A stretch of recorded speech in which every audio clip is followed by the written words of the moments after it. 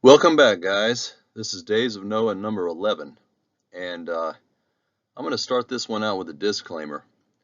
We're definitely getting ready to enter the Twilight Zone. We're going down a couple of rabbit trails today, and it can be a little confusing. I think you're going to enjoy this video. It's going to be a little bit longer than normal because it was too hard to find a break point. There's a lot of related information that all needs to be presented in one presentation. But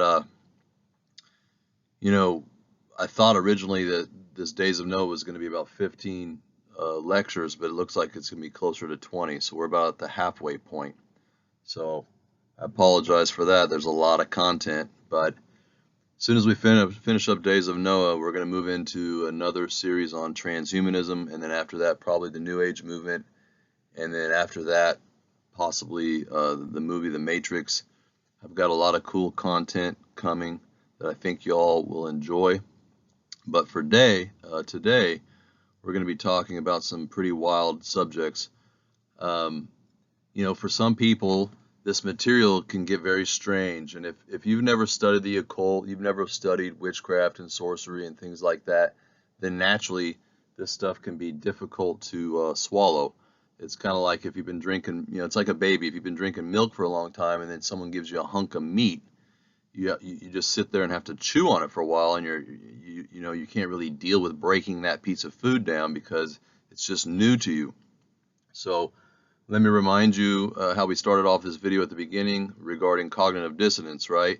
That it's a natural tendency sometimes to kind of reject things when you've never heard them or seen them. So if this is all new concepts that you're having a hard time swallowing, then I just suggest you take your time, go through it at your leisure.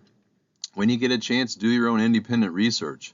Wikipedia is a great resource. You can go on there and probably review one of 1,000 subjects that I've broached, and you'll get a lot of information, and you can, kind of try to make sense of it on your own. Now, for those of you who have studied some of this stuff, then hopefully today's lecture will be interesting in that it may weave together a lot of interesting things and a lot of interesting people. So one of the themes that we're going to see play out today is this concept regarding the birth of the Antichrist. The book of Revelations talks about in the last days there's going to be this end time beast system, this sort of one world system, and it's going to be the platform for a person to take power, and that person's going to be a false Messiah that the world's going to glorify at the beginning. They're going to look up to him and glorify him and think that he is something special, almost a Jesus Christ type figure.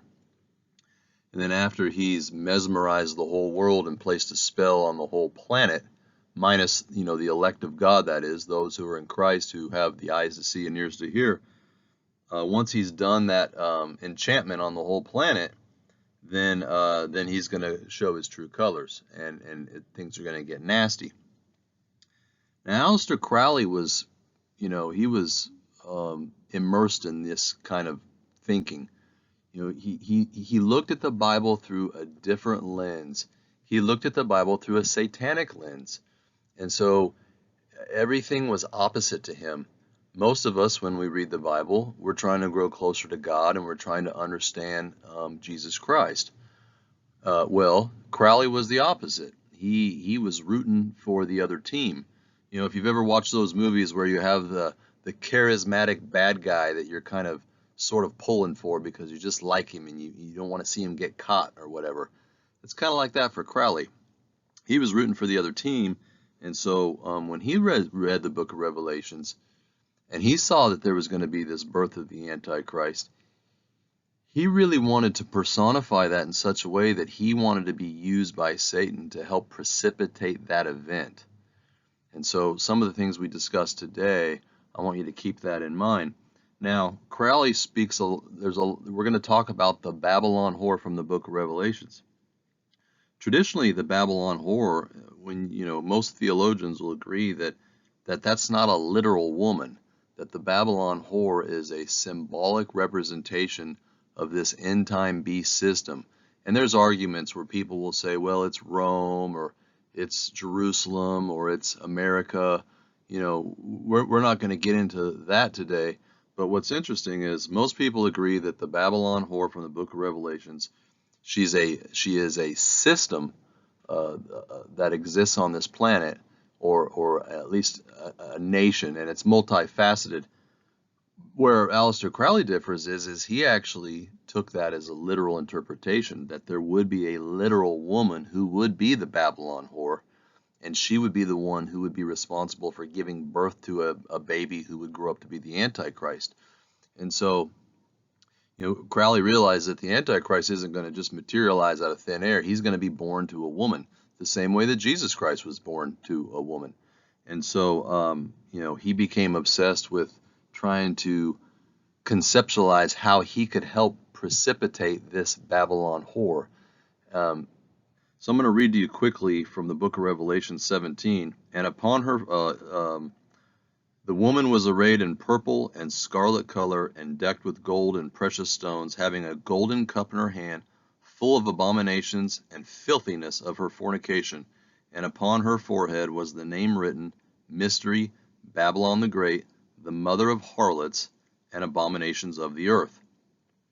And I saw the woman drunken with the blood of the saints and with the blood of the martyrs of Jesus. And when I saw her, I wondered with great admiration. So, when Crowley was studying Revelations, he clearly felt that this woman was a literal woman. And so throughout his life, he endeavored to put together incantations and witchcraft spells so that he could actually precipitate and bring about and trigger the birth of this woman, if you will, her spirit, to be manifested on this planet, because it's through this Babylon whore that the birth of the Antichrist will come. I hope that's not too complicated, and we'll see how that plays out in a minute as we proceed forward. So I just want to go over some of the famous quotes that Aleister said. One is, I simply went over to Satan's side and I do not know why. He also said, I was not content to just believe in Satan, I wanted to be his chief of staff. So that kind of gives you some of his understanding. Now, as we mentioned before, his Christian mother referred to him as the great beast of Revelation, whose number is 666, which Crowley obviously embraced. Since he was into Eastern mysticism and they believe in reincarnation, Crowley was convinced that he was the reincarnation of the 18th century magician Eliphas Levi. Now, this guy was basically Aleister Crowley of the 1800s. This is a picture of him over on the top right, and underneath you can see a book that Mr. Levi wrote called Transcendental Magic. Now, the reason he uses transcendental magic is because it also has a lot of the Eastern mystical concepts based on transcendental meditation, but it merges the occultism and magic with transcendental meditation. Notice on the top, or notice on the cover of the book, you see the six-pointed star inside of the Ouroboros. It's basically a hexagram inside of a circle, but it's the snake eating its tail, which we discussed before, which basically means this kind of like recycling and reincarnation, giving birth and then death and then rebirth. And of course you see the old wizard with a long beard here in the bottom right-hand corner, who's inside of the six-pointed star, which is of course the hexagram where you can put a hex on somebody. It's a powerful symbol. Now, another thing, so it's interesting that Crowley believes that he is basically this man reincarnated. Now, Crowley claimed that obviously occult powers gave him the words to the Book of the Law. We've already reviewed that. We know that his wife Rose died from alcoholism in a mental asylum. His second wife also went insane. And in the book Hellbound on the Trail, it's chronologue that Crowley's 5 mistresses committed suicide and scores of his concubines ended in the gutter as alcoholics, drug addicts, or in a mental institution. And so, it's sad to think about that. But as I've said in the past, the Bible says that you judge a tree by its fruit, and a good tree bears good fruit. And so one of the things that I want to do, one of the things I hate in the presentation about bringing out people and talking about people's lives is you feel like you're judging them and condemning them. And that's really, I'm not interested in doing that. That's not why I'm here today.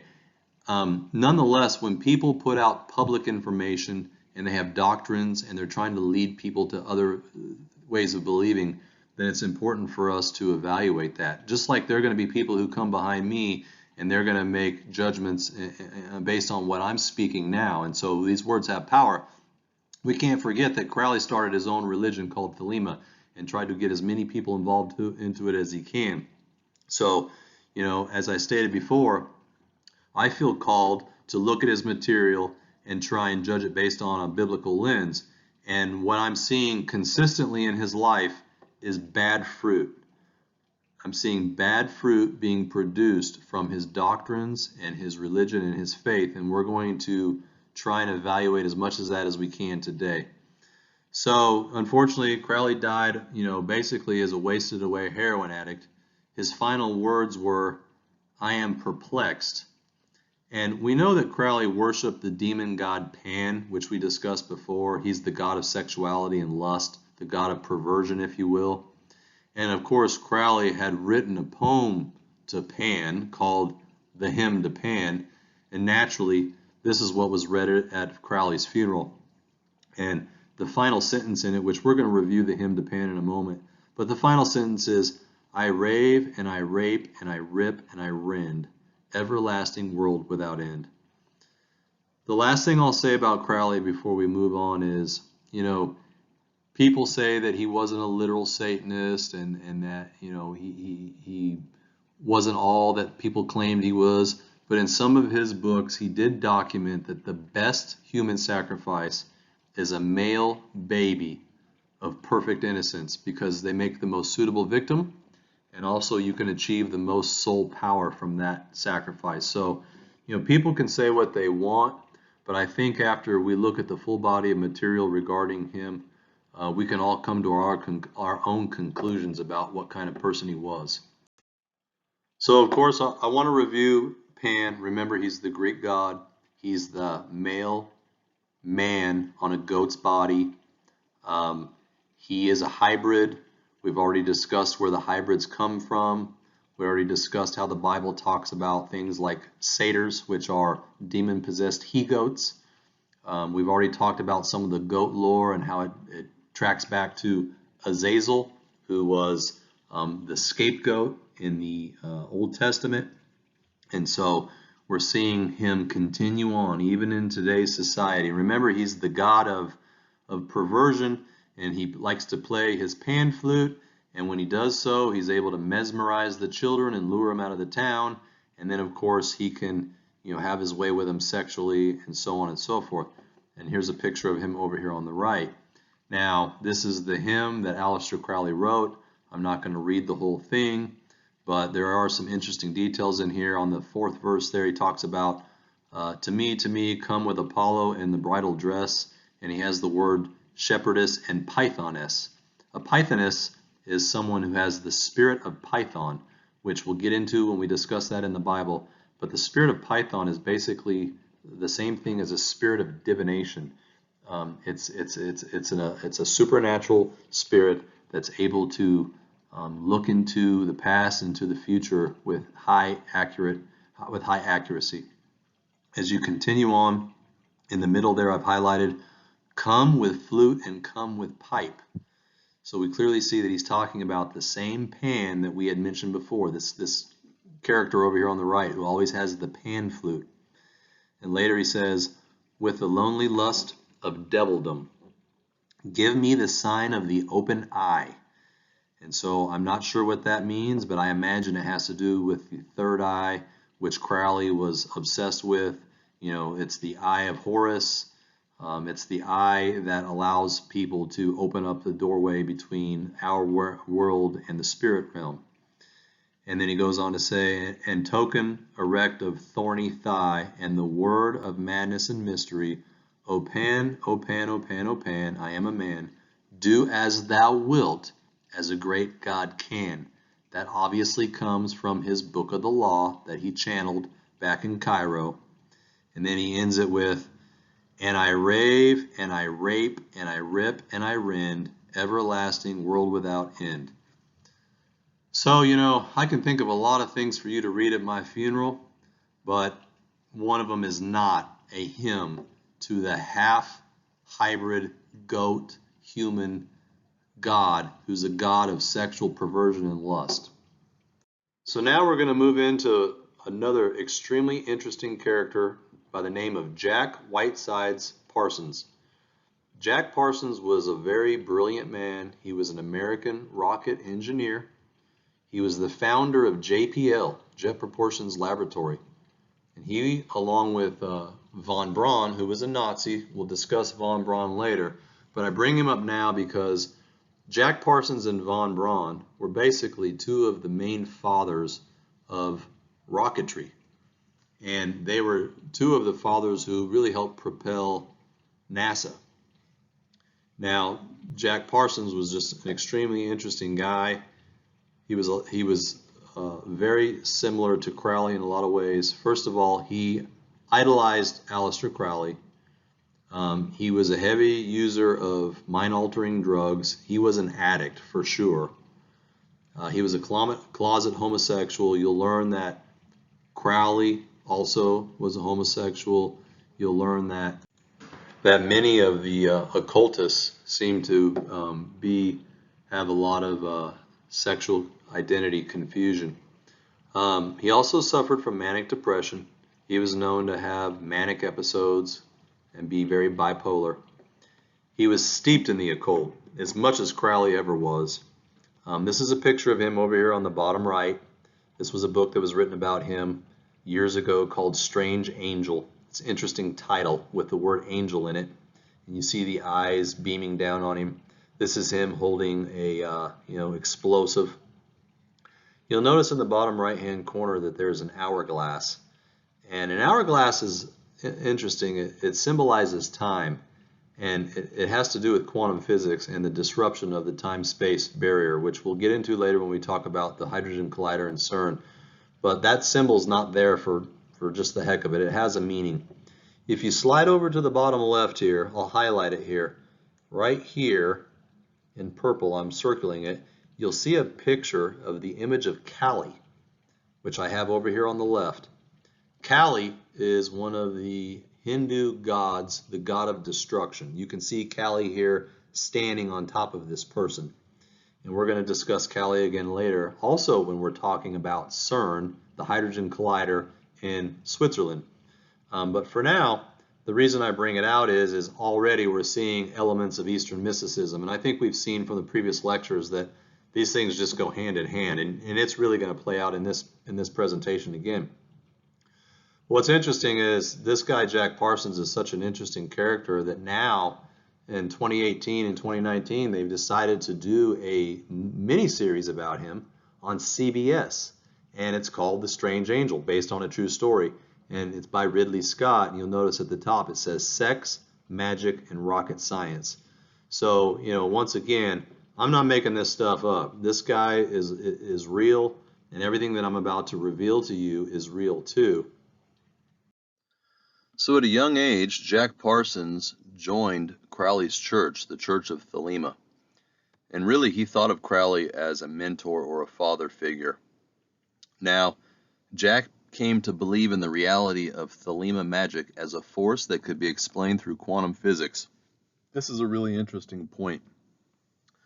When you go back in time and you look at some of the famous occultists, like, for example, John Dee, who was the occultist who worked for the Queen of England in the 1500s.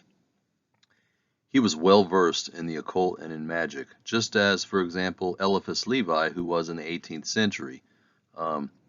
What separates those older times, those older occultists from the whole Dark Age and the Renaissance period, from the occultists of the 20th century is quantum physics. These guys now, the Crowleys and the Hubbards and the Jack Parsons of the world, these guys are very smart and intelligent men who are nuclear physicists and engineers, and they understand quantum mechanics and they understand quantum physics, and they realize that when you do a magic ritual, it's not literally just magic that's happening.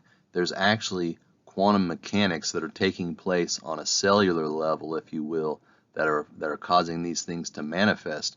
And now that we are in an area where we understand quantum physics and quantum mechanics, they're beginning to learn the nuts and bolts of magic, if you will. And so we're going to get into the quantum physics a lot more later when we talk about CERN. Now you're going to hear me refer to CERN a lot. CERN is this huge 17-mile underground hydrogen collider that scientists have built and used. And it's a machine basically where they send two atomic particles at each other at the speed of light inside of a tube.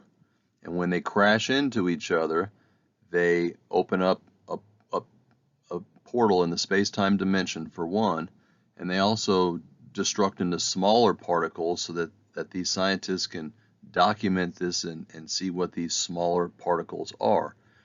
And they continue to go further and further with these particles, because ultimately what they're pursuing is to find what's referred to as the God particle, or the singularity. The singularity is thought to be that moment when creation came into existence, that there was at one point in time there was this one small infinitesimal singular dot that someone struck a match and boom, let there be light, and that dot expanded, and there was quantum mechanics began, and through the explosion of an atom, a single molecule began to expand, and out of the ashes of that birthed this whole universe. So they're trying that these people believe in the Big Bang Theory, and they believe in quantum physics, which they should, because this science is real. And so they're trying to understand the origins of everything to do with cosmology, and so they're in pursuit of chasing that. And we're going to study that intently when we get to CERN, and we're going to see how occultic it is, how occultic the whole concept is, and how that's ultimately going to be used to open up a huge doorway later for something very dark that we'll get into later.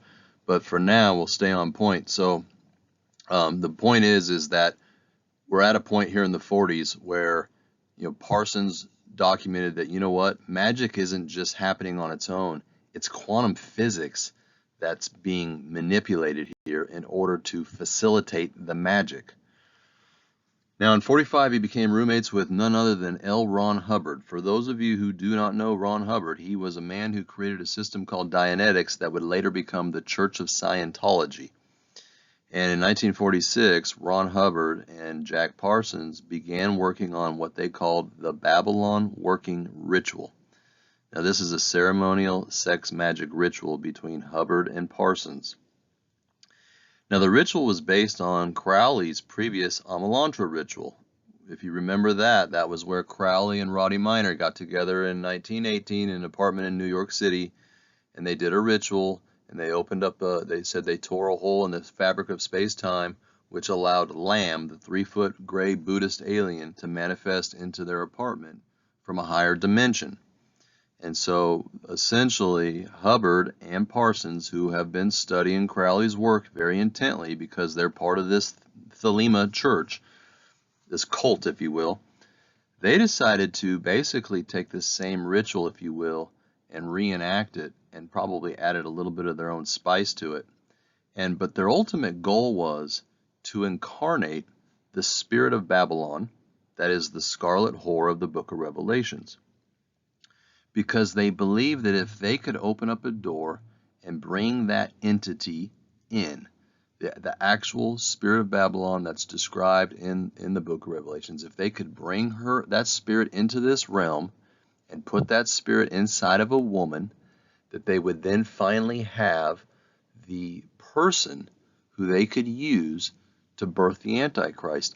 And if they could bring about the Antichrist, then in their mind, they would have solidified this new age of Horus that was described to Crowley back in 1904, and that would bring about the end of Christianity and a new direction for mankind. Because you have to understand, they don't look at the Antichrist the way we look at the Antichrist. They literally look at the Antichrist as if he's truly a Messiah, that he's the same way that they look at Lucifer in the Garden of Eden, and that he illuminated mankind and revealed to them the tree of good and evil and made gods out of people. They're looking at the book of Revelations in the same way. They see Jesus Christ as the enemy, and they see the Antichrist as the good one. So they're obsessed with this notion of paving the way for the Antichrist, okay? So what's interesting is that almost immediately after their sex magic ritual was completed, Parsons is introduced to a red-haired woman by the name of Marjorie Cameron. And Parsons believed that she was a sign that the ritual worked and that she was a manifestation of Babylon. So now Parsons is looking at this woman, Marjorie Cameron, and he's thinking, wow, the ritual that we just did worked. The spirit of Babylon, the Babylon whore, was manifested into our four-dimensional time space and has taken up residence inside of this woman, Cameron. And so naturally then, what does he do? He begins doing sex magic rituals with Cameron with the hopes of impregnating her or another woman on this planet. So they began doing something called a moonchild sex magic ritual. Now just hang with me here for a minute. We're almost done with the freaky stuff. This is based off of a book that we'll discuss in a moment that Crowley wrote.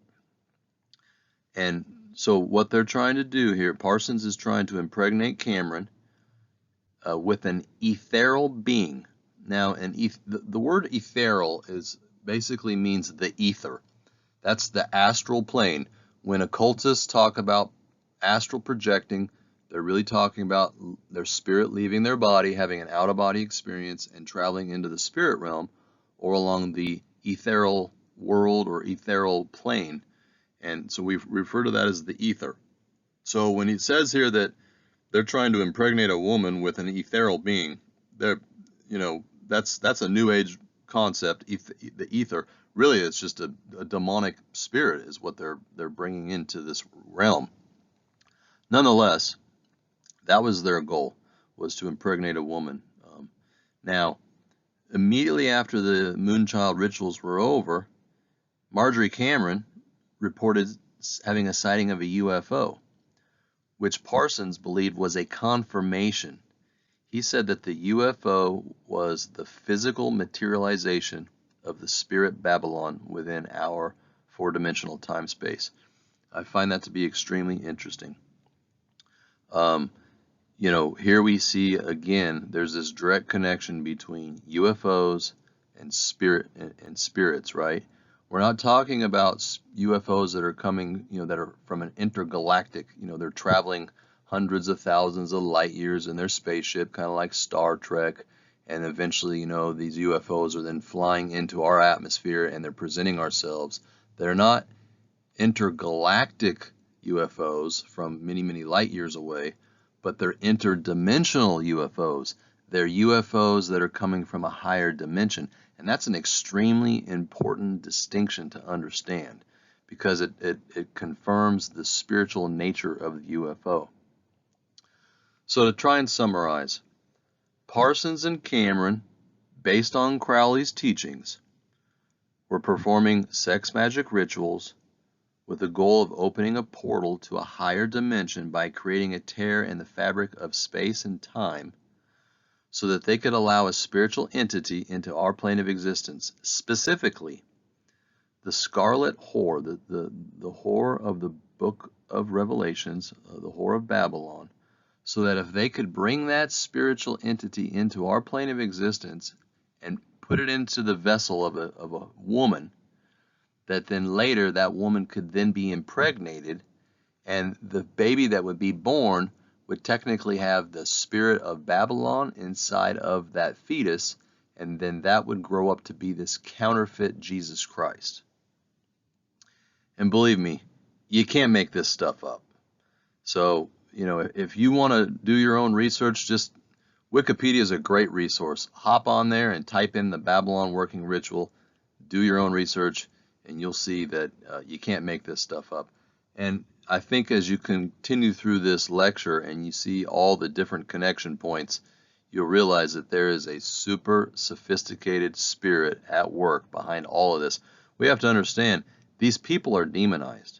Aleister Crowley, Jack Parsons, Marjorie Cameron, Ron Hubbard, all these people have opened themselves up to the dark side, and now they've got these dark occult energies, and they've got these fallen angels and all these different things manifesting through them. They didn't just think this stuff up in the shower. They had entities who were speaking these things into their lives, and for all we know, this could be the mechanism by which the Antichrist will be born. We don't know. The Bible doesn't give us those kind of details, but it stands to reason that Satan will be working through humanity to try to precipitate this whole thing happening in the book of Revelations. And now we're getting some, first-hand intel on a bunch of occultists who are trying to manifest this. And they're not just doing some little backyards rituals. These are nuclear physicists and scientists who've figured out how to shatter the boundaries of space and time. In fact, later, they would say that one of the purposes of the Babylon ritual was to shatter the boundaries of space and time to help usher in the Eon of Horus. Here's a couple photos of Jack Parsons and Marjorie Cameron. So obviously they got their idea from Crowley. He wrote a book called Moonchild, and obviously this is a charged book. Everything that Crowley wrote was pretty much charged, because I don't think there's a day that went by that he wasn't in communication with some kind of higher spirit or entity. So, a lot of the ideas for these books are not coming directly from Crowley. They're coming from the spirit realm. So we're able to see here how what the spiritual side of things are up to. We're able to see what Satan and the fallen angels are up to. They need to find a way to bring about the spirit of Babylon. And so they worked through Crowley to write this book, Moonchild. Now this book is about a young woman who's seduced by a white magician by the name of Gray, like Gray Alien. And Gray persuades the woman into helping him in a magical battle with a black magician and his black lodge. So we have two different cults going on here, fighting each other. And Gray is attempting to save the human race by impregnating the girl with the soul of an ethereal being who will become the savior of mankind, the Moonchild.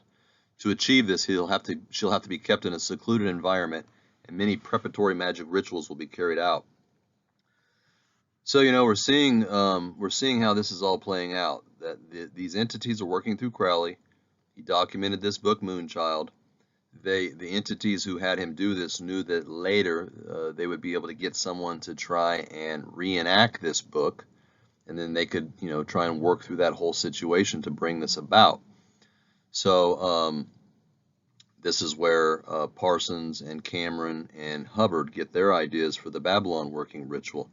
And again, we see this theme where Gray is attempting to save the human race by impregnating the girl with an ethereal being who will be the savior of mankind. In a way, the Bible talks very similarly about something just like that. In the last days, there is going to be an entity who is going to be birthed on this planet, who is going to represent a savior of mankind. He's going to be the false Messiah. We already have a savior of mankind. We already have Jesus Christ. And anybody who's studied the Bible and the prophecies of the Bible know that there are many, many prophecies about the coming of Jesus Christ the first time. You can go back in the Old Testament and you can learn from all of the Old Testament prophets, from Ezekiel and Isaiah and Jeremiah and so forth, where they talk about this coming Savior who's going to, they say where he's going to be born, and they talk about details of how he's going to die and what he's going to accomplish through his death. And there are hundreds of prophecies that Jesus fulfills because he is the Messiah. But we're also told about this counterfeit Messiah that's going to come about in the last days. And that's who this cult of people are rooting for. They are trying to create a platform for this counterfeit Messiah. And this book here really stimulated a lot of it. So I want to spend a little bit of time talking about Marjorie Cameron because she's obviously a big participating factor in this whole movement. She's the one who's doing these rituals with Jack Parsons. Unfortunately, a few years later, Jack Parsons mysteriously dies in a laboratory in an explosion. And nobody knows exactly what happened. A lot of conspiracy was that he was murdered, but nobody can say for certain. Marjorie Cameron definitely believed that he was murdered. And so what we do know is we know what took place with Marjorie Cameron after she lost Jack Parsons. She started an occult group called the Children in 1952, which dedicated itself to sex magic rituals with men of different races with the intent of producing a breed of mixed race moon children who would be devoted to the god Horus Lucifer. So, that's pretty interesting there in itself. I mean, A, we know she's in the occult. B, she's continuing to do sex magic rituals with other men. C, she's interested with this mixture. We spent a lot of time in the first 6 lectures talking about, the definition of a bastard, right? The true definition of bastard was this mixed race, or this mixing of populations, this mixing of things that are human and things that are not human. And so she's not just interested with interbreeding different races, she's interested with interbreeding different races with moon children. So it's kind of almost like that weird hybridization thing that was going on before the flood. And of course, she's doing all this so that she can devote it to the god Horus, who we've already spent a lot of time talking about. We know that that's Satan and that's Lucifer. Crowley already confirmed this for us. She also began performing blood rituals in hope of communicating with Parsons' spirit. During these, she tried to commit suicide several times. She cut her own wrists. As part of these rituals, she claimed to have received a new magical identity known as Hilarion, which we'll discuss in a minute. When she learned that an unidentified flying object had been seen over Washington, D.C.'s Capitol building, she considered it a response to Parsons' death. So here we see it again. In the previous slide, when she saw a UFO, Jack Parsons was the one who said, hey, that must be the spirit of Babylon manifesting in this realm as a UFO. Now, later, after Parsons is dead and gone, she's learning about unidentified flying objects, and she's making the connection spiritually that it must be a response from Parsons' spirit, who she's doing blood rituals to communicate with. She also claimed that Mexico was about to conquer the United States and that a race war was about to break out in the old world, and that a comet would hit the earth, and that a flying saucer would rescue her and her followers and take them to Mars. That reminds me a lot of the cult group called Heaven's Gate. Some of you might remember them from the 90s. It's where the leader of the cult convinced about 30 people to take cyanide tablets and kill themselves because they believed that there was a spaceship behind Halley's Comet that would pick up their spirits. Once they died, they would release their spirits and they would float up into the atmosphere, and then this alien ship was going to pick them up and take them to another planet. We're going to get into a bunch of UFO religions later, but now I'm just trying to really kind of get back to the roots of some of this ufology. So here, Marjorie Cameron was saying that there were going to be all these cataclysmic things that were going to happen on the planet, and then they could, but that's okay because they would be able to hook up with a flying saucer and get taken to Mars.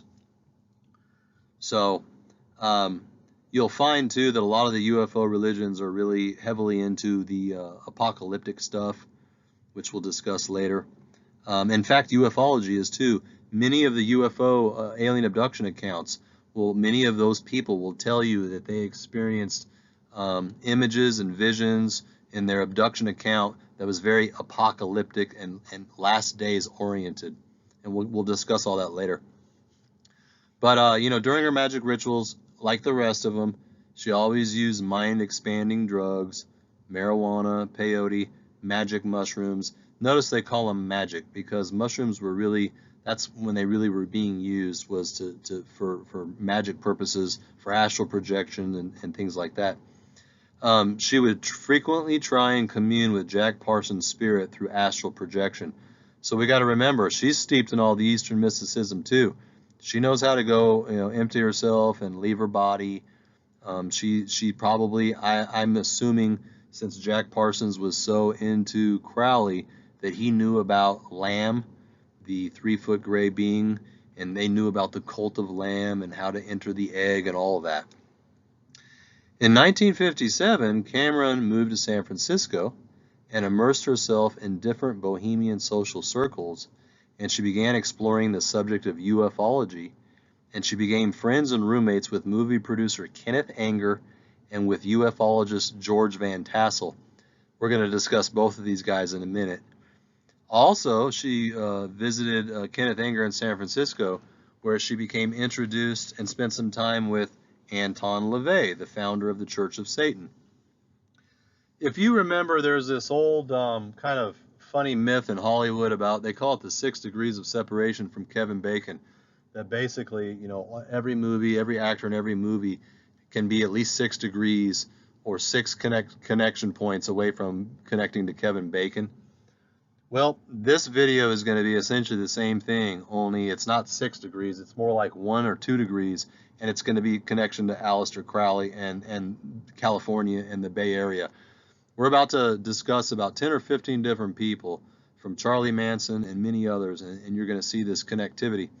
So she's now in San Francisco. She's running with these bohemian circles, and she's spending time with people who are into ufology. Kenneth Anger is a movie producer. Now, she ends up starring in his movie called The Inauguration of the Pleasure Dome. Turns out that Kenneth Anger is also in the Church of Thelema, and he's a disciple of Crowley, and this movie has themes regarding Crowley and his religion. And so naturally, Marjorie Cameron plays the role of the Scarlet Woman of the Book of Revelations. You can't make this stuff up, by the way. You just can't. Interestingly enough, and unfortunately, she goes on to develop something called catalepsy, which is a central nervous system disorder causing muscular rigidity, loss of motor control, and epileptic symptoms, and eventually she died of a brain tumor.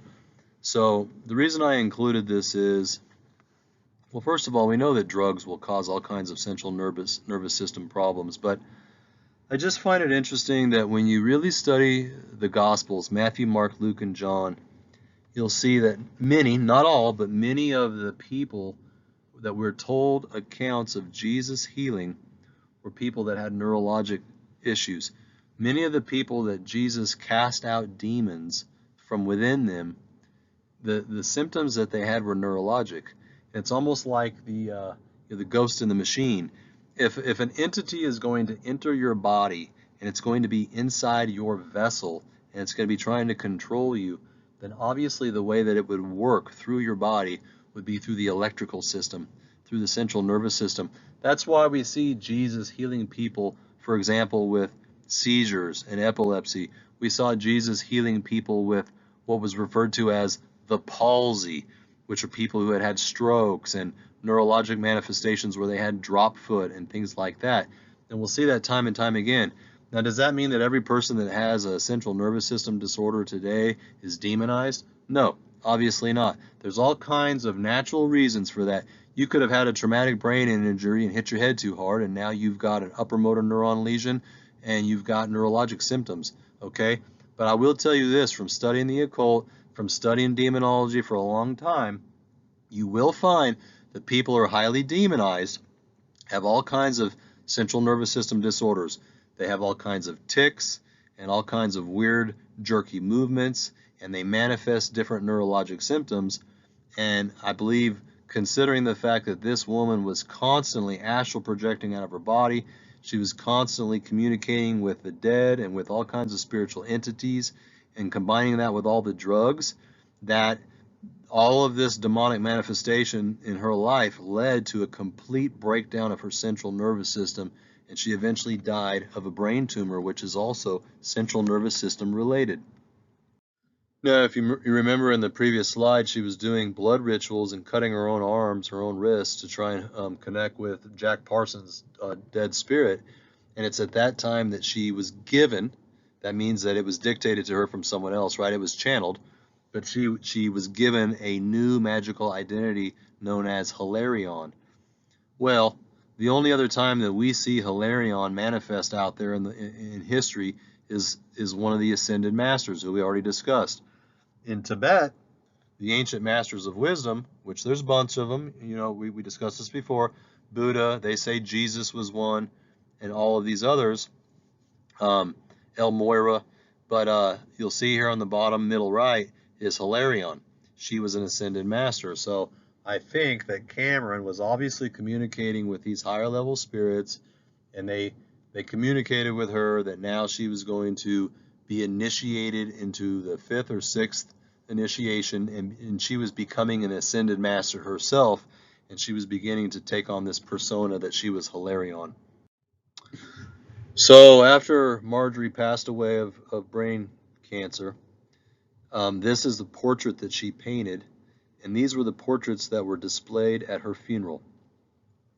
On the right, you see an image of Jack Parsons, and what I find fascinating about it is these people are always bringing up angels. You just see a lot of angel iconography within this whole thing. We started off showing the books about Jack Parson, and it says on the cover, Strange Angel. Now you have Marjorie Cameron, who, when she passes away, they took a portrait that she painted. By the way, she was a famous artist. And a lot of her art reminds me of Nicholas Roerich in a way, very bizarre and kind of deep and weird. And I think that most of her art was channeled, just as we had discussed most of his art was channeled, because she clearly had muses and spirit guides to stimulate her in that regard. But I don't think it was an unnatural thing for her to paint Jack Parsons as an angel. Here you see him as a black angel of death, and he's got angel wings.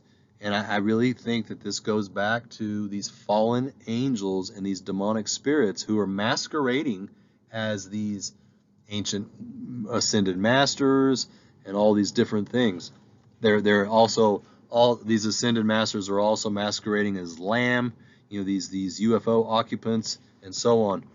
Now what's interesting is obviously there's some hidden meaning here, because Marjorie Cameron drew this picture of herself holding a black egg.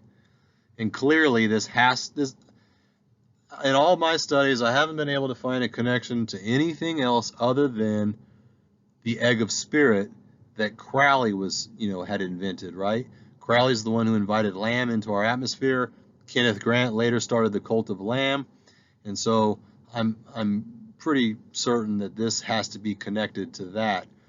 But look at the similarities between this and Lady Gaga's new perfume in the black egg.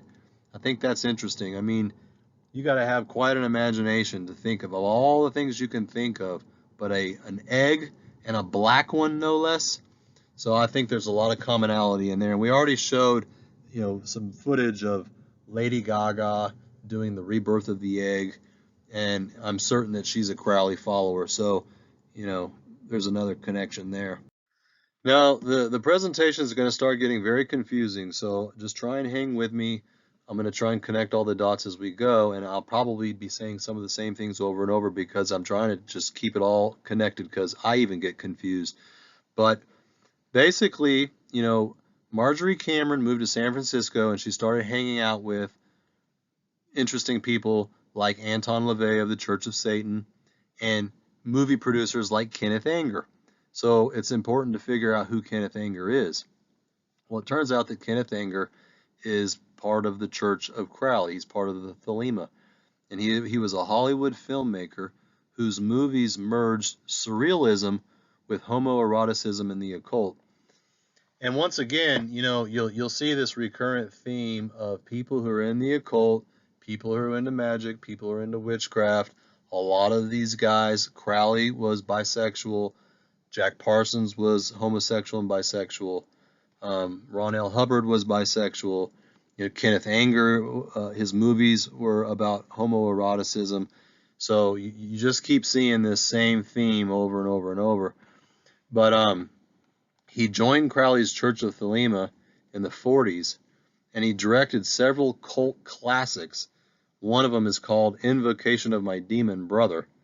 And when you just think about the terminology there, we already know that invocation is a word that's only used in witchcraft and magic to invoke a spirit. And then his second movie that he produced was Lucifer Rising. And obviously, we know who he's talking about here. What's interesting is that these movies involve many famous musicians such as Mick Jagger, Keith Richards, and Jimmy Page. And it also starred Anton LaVey, who was the man who wrote the Satanic Bible in San Francisco in the 60s, and who started the official church called the Church of Satan. So, we begin to see, some of the rock and roll genres, if you will, are immersed in some of this stuff, and we'll get into that later.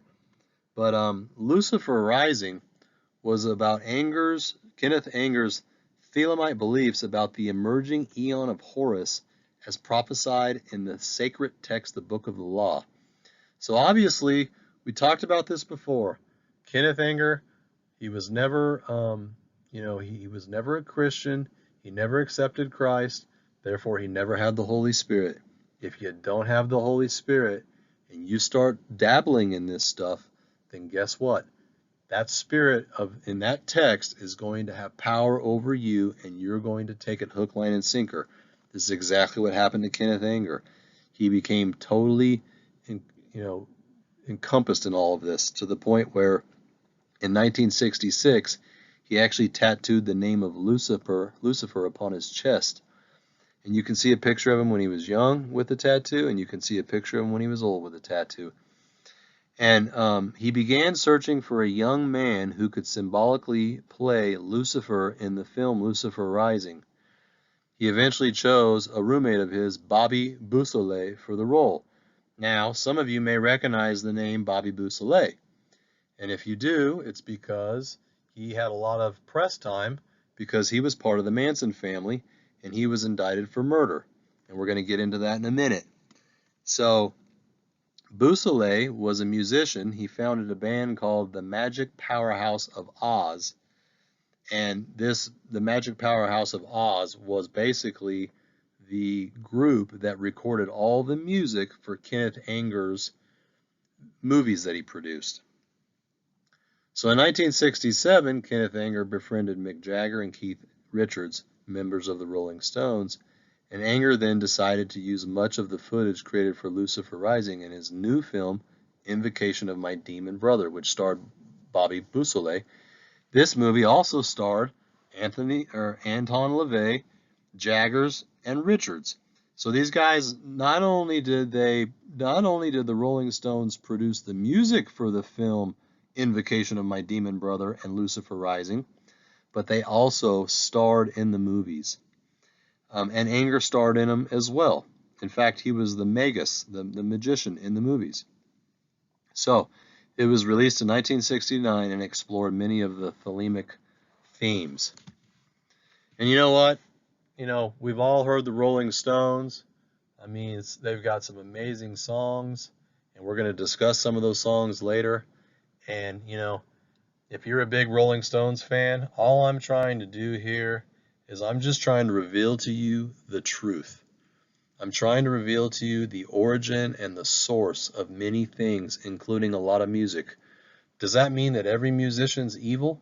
No, it doesn't mean that. There's a lot of great musicians who are not evil. However, as you're going to see, and if you do your own independent research, you're going to find that most of the sex, drugs, and rock and roll movement was all inspired by the Book of the Law, by people like Aleister Crowley, people like Kenneth Anger, and people like the Rolling Stones. They got swept up in it just like everybody else. They were rich, they were famous, they were all on mind-altering drugs. It was during an era of the 60s. It was during an area of, the hippie movement and free love and rebellion against everything, including Christianity. And so is it any wonder that a young Mick Jagger or Keith Richards would get hooked up with these people and start doing drugs and fall into all this and then make music? It's not shocking at all. So one of the better songs out there When you listen to this song, it really has an amazing tune. It's one of those jams. As soon as it comes on the radio, you find yourself, moving your head and wanting to move to the words. I used to listen to this song probably 10 years ago. I had no idea what the words were. I would just kind of lip sync it and go along with it. And so I'm going to go ahead and read it to you. I want to sing it, but my wife tells me I'm a horrible singer and that I need to keep my day job, so I probably won't. I'll try not to get sucked into singing it. But it's the Symphony for the Devil, written by the Rolling Stones in the 1960s. Ended up being one of the major hits of that entire decade. You can see the cover album over here on the top right, the Symphony for the Devil. And it goes, please allow me to introduce myself. I'm a man of wealth and taste. I've been around for a long, long year, stole many a man's soul and faith. And I'll continue on. And just think about these lyrics. I was around when Jesus Christ had his moment of doubt and pain, made damn sure that Pilate washed his hands and sealed his fate. Pleased to meet you. Hope you guess my name. But what's puzzling you is the nature of my game. I stuck around St. Petersburg when I saw it was a time for change. I killed the Tsar and his ministers. Anesthesia screamed in vain.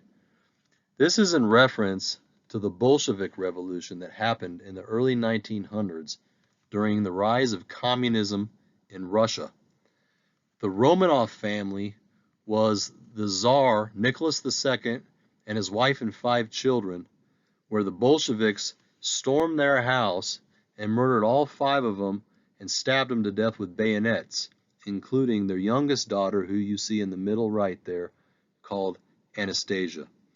And so here he's writing a song portraying the devil, that the devil is saying that I was around, and Anastasia screamed in vain. Continuing on, I rode a tank, held a general's rank, when the blitzkrieg raged and the bodies stank. The blitzkrieg was obviously from the Nazis, and this is a reference to Adolf Hitler, and this is a reference to all of the millions of Jews and gypsies who were tossed in the incinerators. I'm pleased to meet ya. Hope you guess my name. Oh yeah. What's puzzling you is the nature of my game. Oh yeah, I watched with glee as your kings and queens fought for 10 decades for the gods they made. He's talking about all the false religions and all the wars that that the devil propagated over false religions. I shouted out who killed the Kennedys when after all it was you and me. So let me introduce myself. I'm a man of wealth and taste. I laid traps for troubadours who get killed before they reach Bombay. This is the troubadours were groups of people who meandered around places like Pakistan and India and throughout the Middle East and different areas. And there was an Indian cult called the Thuggees. And it's a Sanskrit term that means swindler or deceiver. And Thuggees is a Hindu word where we get the word thug. So today when you say that, the guy's a punk or a thug, this is the origin of that word. Thuggees were a group of people who used to masquerade as innocent people on the side of the road so that when caravans came by, they would jump them, take everything they had, kill them all, and steal the loot and the booty. And so this is a picture of them in the bottom right-hand corner. This is a portrayal of Thuggee. If you were to Google Thuggee, you can read all about them. They were all around, Eastern cultures and things for hundreds of years. And it shows a picture of them, pulling a guy off a horse, and they're going to beat him up and kill him and take his money. Now, they worship the god Kali, which we've already talked about once before, right? We see Kali earlier on the cover of Strange when seeing Jack Parsons. And we're going to see Kali emerge later when we talk about the Hydrogen Collider CERN. But that's a picture of Kali right there in the bottom corner. So pleased to meet you. Hope you guessed my name. So here he is saying, I hope you've guessed who I am by now. And obviously we know who it is. This is the devil. But what's puzzling you is the nature of my game. Just as every cop is a criminal and all sinners are saints, as heads as tails, just call me Lucifer, 'cause I'm in need of some restraint. This is the law of reversal that we're going to discuss in a minute. That everything is opposite in Satan's eyes. Good is evil, light is really dark. As heads is tails. He's saying that what you would call heads, he would call tails, and what he would call tails, you would call heads, because he does everything reversed. And we'll get into the law of reversal in a minute. Because I'm in need of some restraint. So if you meet me, have some courtesy, have some sympathy, and have taste. Use all your well-learned politesse, or I'll lay your soul to waste. Pleased to meet you. Hope you guess my name. So he's basically threatening us and saying, hey, don't cross me, because if you do, I'm going to come after your soul. So this is the song that the Rolling Stones sang in the 60s when they were totally immersed in Crowleyism, when they were hanging out with Kenneth Anger, making songs like Lucifer Rising and The Invocation of My Demon Brother, when they were under mind-altering drugs. And you can guarantee that this was a channeled and charged song that probably came right from Satan himself. And one thing you'll learn about Satan's music, it is highly catchy tune. When you listen to it, you just can't help but move your head and move to the music because it's mesmerizing. We're going to see that time and time again. We're going to go through a lot of music later, some really amazing songs that you just find yourself drawn to. And when you study Isaiah 14 and Ezekiel 28, there are verses in there that talk about Lucifer before he fell, when he was still the anointed covering cherub. And it says specifically that he was in charge of the tablets and the pipes.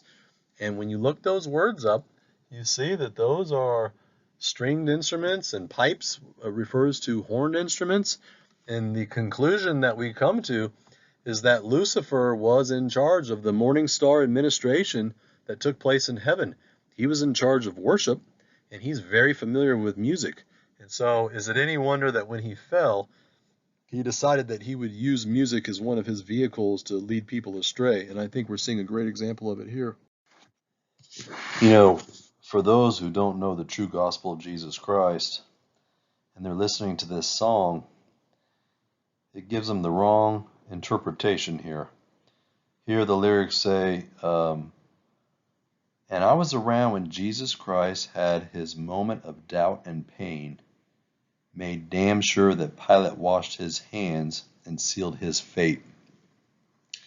You want to talk about a blasphemous verse to include in a song?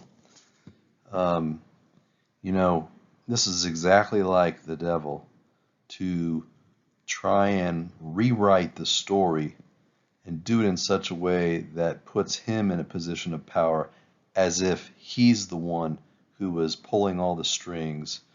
We know he's a puppet master. We know that he's pulling strings on lots of people. He was pulling the strings on the Rolling Stones to get them to do what they were doing. He was pulling the strings on Aleister Crowley to get him to do what he was doing. Marjorie Cameron, Jack Parsons, and many others. But, in that situation, Jesus was in complete control of every detail within the gospel. Yes, the night before at the Garden of Gethsemane, he was in severe pain. So much so that it says in the Gospel of Luke that he actually sweat drops of blood, which is a true medical condition. Basically, when you have so much anxiety and the fight or flight system is kicked in to the point where your adrenal glands are dumping tremendous amounts of epinephrine and adrenaline into your bloodstream, those cause high blood pressure, and they cause the capillaries, if the pressure gets high enough, the capillaries can rupture and you can leak blood out of your tissues. So, and I find it interesting that the only person who documented that in the Gospels was Luke, who's the physician. He's the only one medically who would think to include that detail because he has that medical knowledge. But, I wanted to comment here that, to the person who doesn't know the gospel, they may listen to this song and think, oh, pleased to meet you, I hope you guessed my name. They think, oh, this song's about the devil and it's a cool song, and and he obviously is the one who had Jesus crucified, but that is absolutely not the real story. Jesus was in complete control of that entire situation. At any given moment, Jesus could have called down 12 legions of angels and finished the whole thing. But instead, he did the will of his Father, and he went to the cross, and he drank the cup of his indignation, full strength, as it says in the scripture, for every single person on this planet. And so, I just find it's interesting that the enemy, works through music like this and has brought these lyrics out through the Rolling Stones to insinuate that he was in control. So here's some of the clips from Kenneth Anger's movie Invocation of My Demon Brother that starred the Rolling Stones. They wrote all the music for this film. You can see in the bottom left, that's a picture of Anton LaVey in a satanic suit holding a skull. And, if you follow it over to the right, it shows this weird head, like a zombie head. Zap, you're pregnant. That's witchcraft. And the whole movie has just a lot of weird symbolism and a lot of satanic weird stuff. It's just a bizarre film. And just to demonstrate the power of the Book of the Law, Crowley wrote that in 1904, and here we are in the 1960s, basically 60 years later, and people are still falling into this. On the left, if you remember Kenneth Anger and Bobby Beausoleil, they made a band called the Magic Powerhouse of Oz, and that was the band that made all the music for these films. And here you can see on the left a brochure, The Bringers of Light, and the Straight Theater present. This is a show that took place in San Francisco down on Haight Street. You remember Haight and Ashbury, where the drug and the hippie craze used to be. Oddly enough, I used to hang out on Haight and Ashbury when I lived in San Francisco for 4 years. We used to go down to Haight and Ashbury all the time. That's back before I was saved. That's back before I knew Jesus. I wish I could go back there now, knowing what I know now. But anyway, what we see here is at the top left, you see the Bringers of Light. We know that Lucifer is the light bearer. Then we see the Equinox of the Gods, and we see the Eye of Horus, which is the same eye that's on our dollar bill. And then we see the Magic Powerhouse of Oz by Kenneth Anger. And to the left, we see a picture of Horus with a falcon-headed god, and above him is a 666 with a snake wrapped around it. And then over on the bottom right, we see this interesting guy kneeling down, plucking music to Satan, and he's got a little depiction of Satan on the end of his harp there. And if you look around, if you look over to the right here, or in the center actually, you'll see the Steel of Revealing. Notice the similarities here. I'm pretty sure that when Kenneth Anger made this, he did a replica of it, because if you look at the Steel of Revealing here, you'll see this image of a woman who's wrapped around right here. And now look at the image on the left. You'll see right here, if you follow, it wraps right around. It kind of has that same look to it. And so this is kind of like a knockoff of the Steel of Revealing.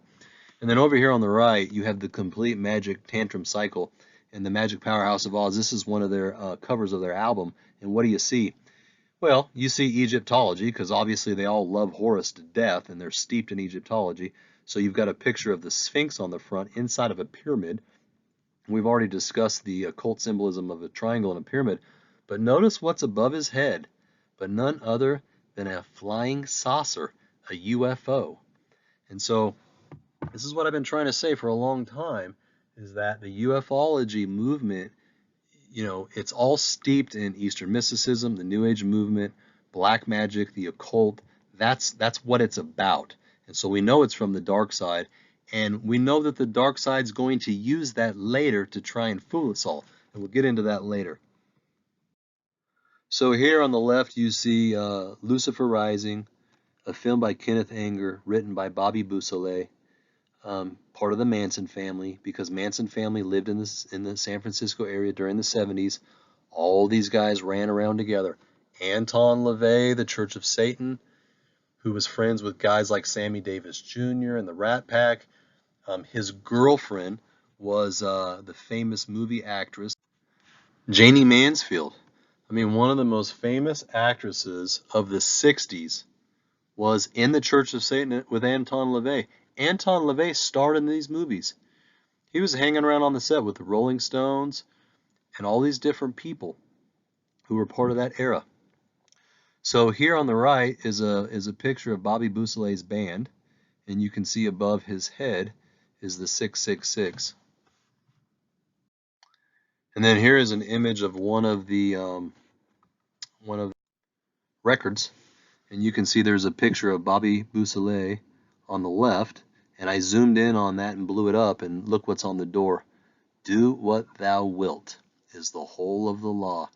So all of these songs, the movies, the music, the ideology, it all dates back to Aleister Crowley and the book that was channeled to him from basically the great Egyptian pyramid of Giza.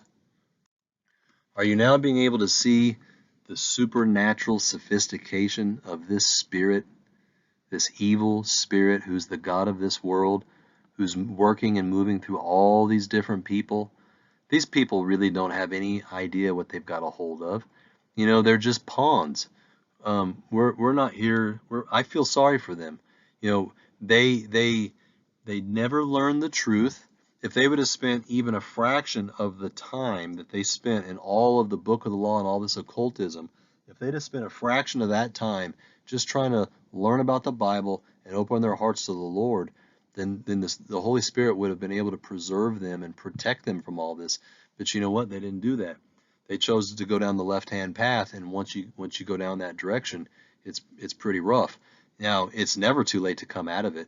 There are many amazing testimonies that I've seen and read and heard from many people who've come out of Satanism and the occult, because the one in us is greater than the one in the world. But most of these people did not come out of it. They got taken all the way down through it, including Bobby Boussalet.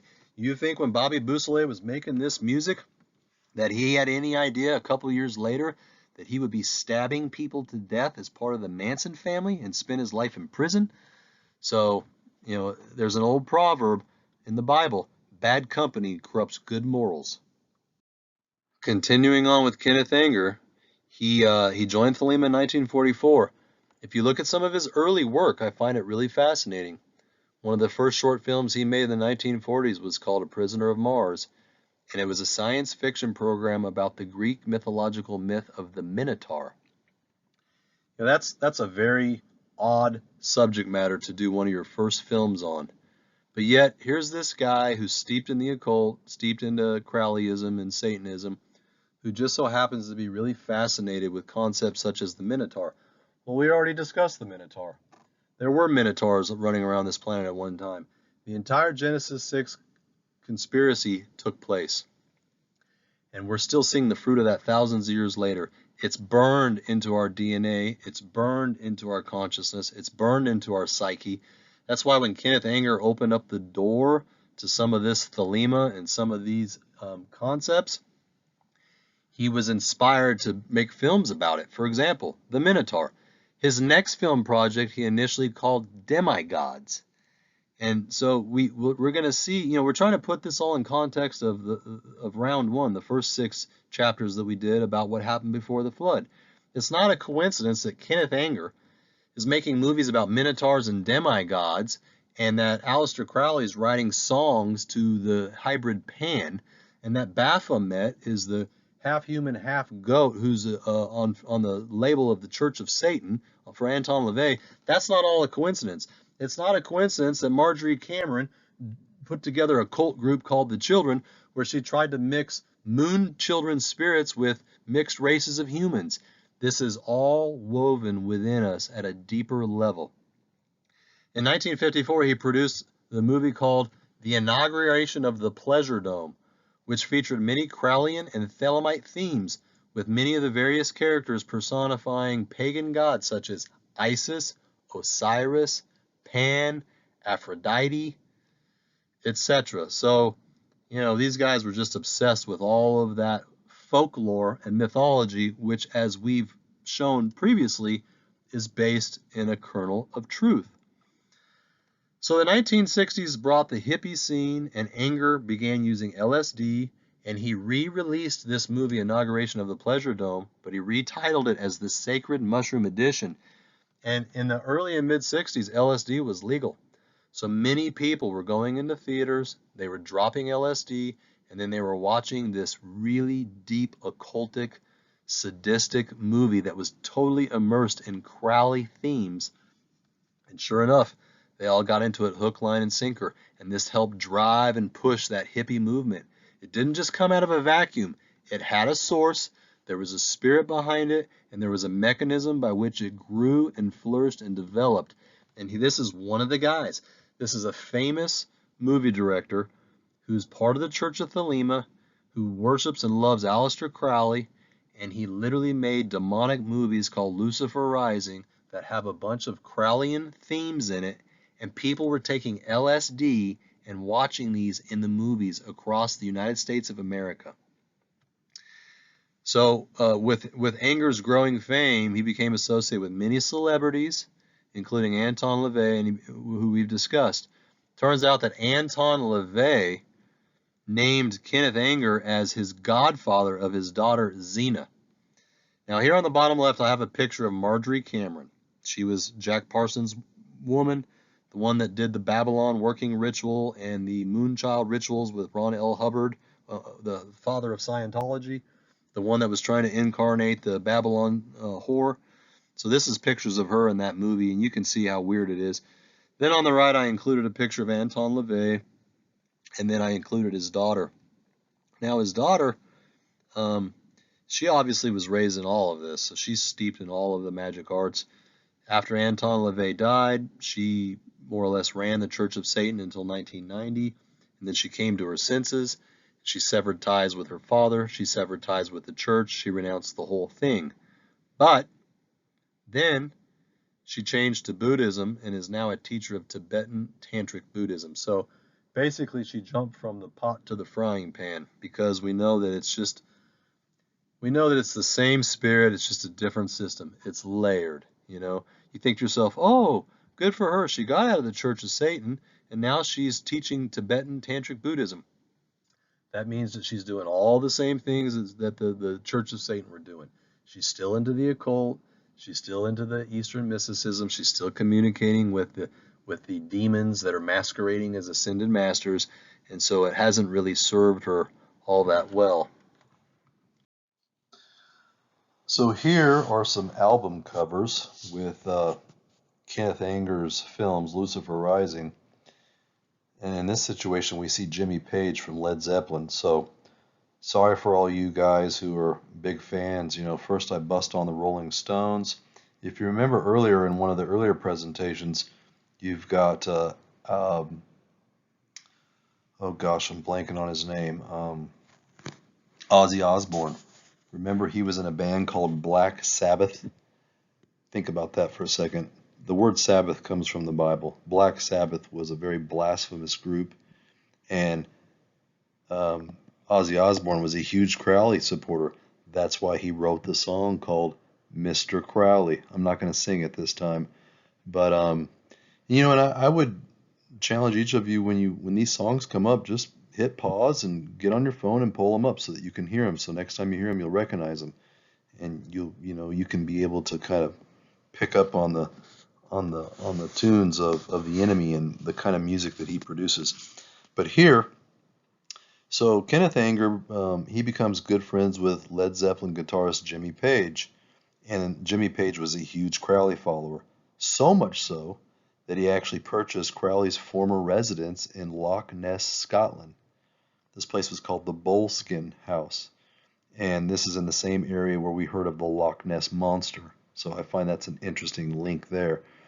Who knows, maybe Crowley had something to do with that too. But anyway, Kenneth Anger came to live with Jimmy Page and his wife at the Boleskine House in Scotland, but apparently there was some kind of falling out between Anger and Jimmy's wife, and so Kenneth Anger got kicked out. Well, in retaliation, Anger called a press conference in which he ridiculed Page and threatened to, quote, throw a Kenneth Anger curse on him. I thought that was interesting because, you know, Kenneth Anger is a magus. It's clear that he is. He even plays one in the movies. And so the fact that he's using this quote that I'll throw a Kenneth Anger curse on you, he means that. Page's music was then dumped from the film and replaced in 1979 by none other than Bobby Beausoleil, who was in prison at the time.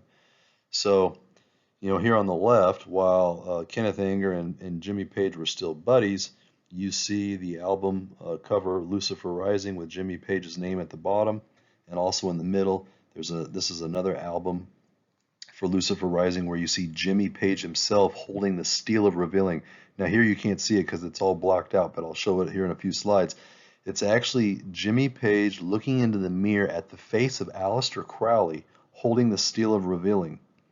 Now, of course, later, after they have the falling out, Kenneth Anger cuts Jimmy Page's name off of the albums, and he lets Bobby Beausoleil put his music on there, and so you'll see Lucifer Rising to the right with Bobby's name on it. So it's pretty interesting story. But in these films, Kenneth Anger always plays the Magus, and these films are all based on Thelema.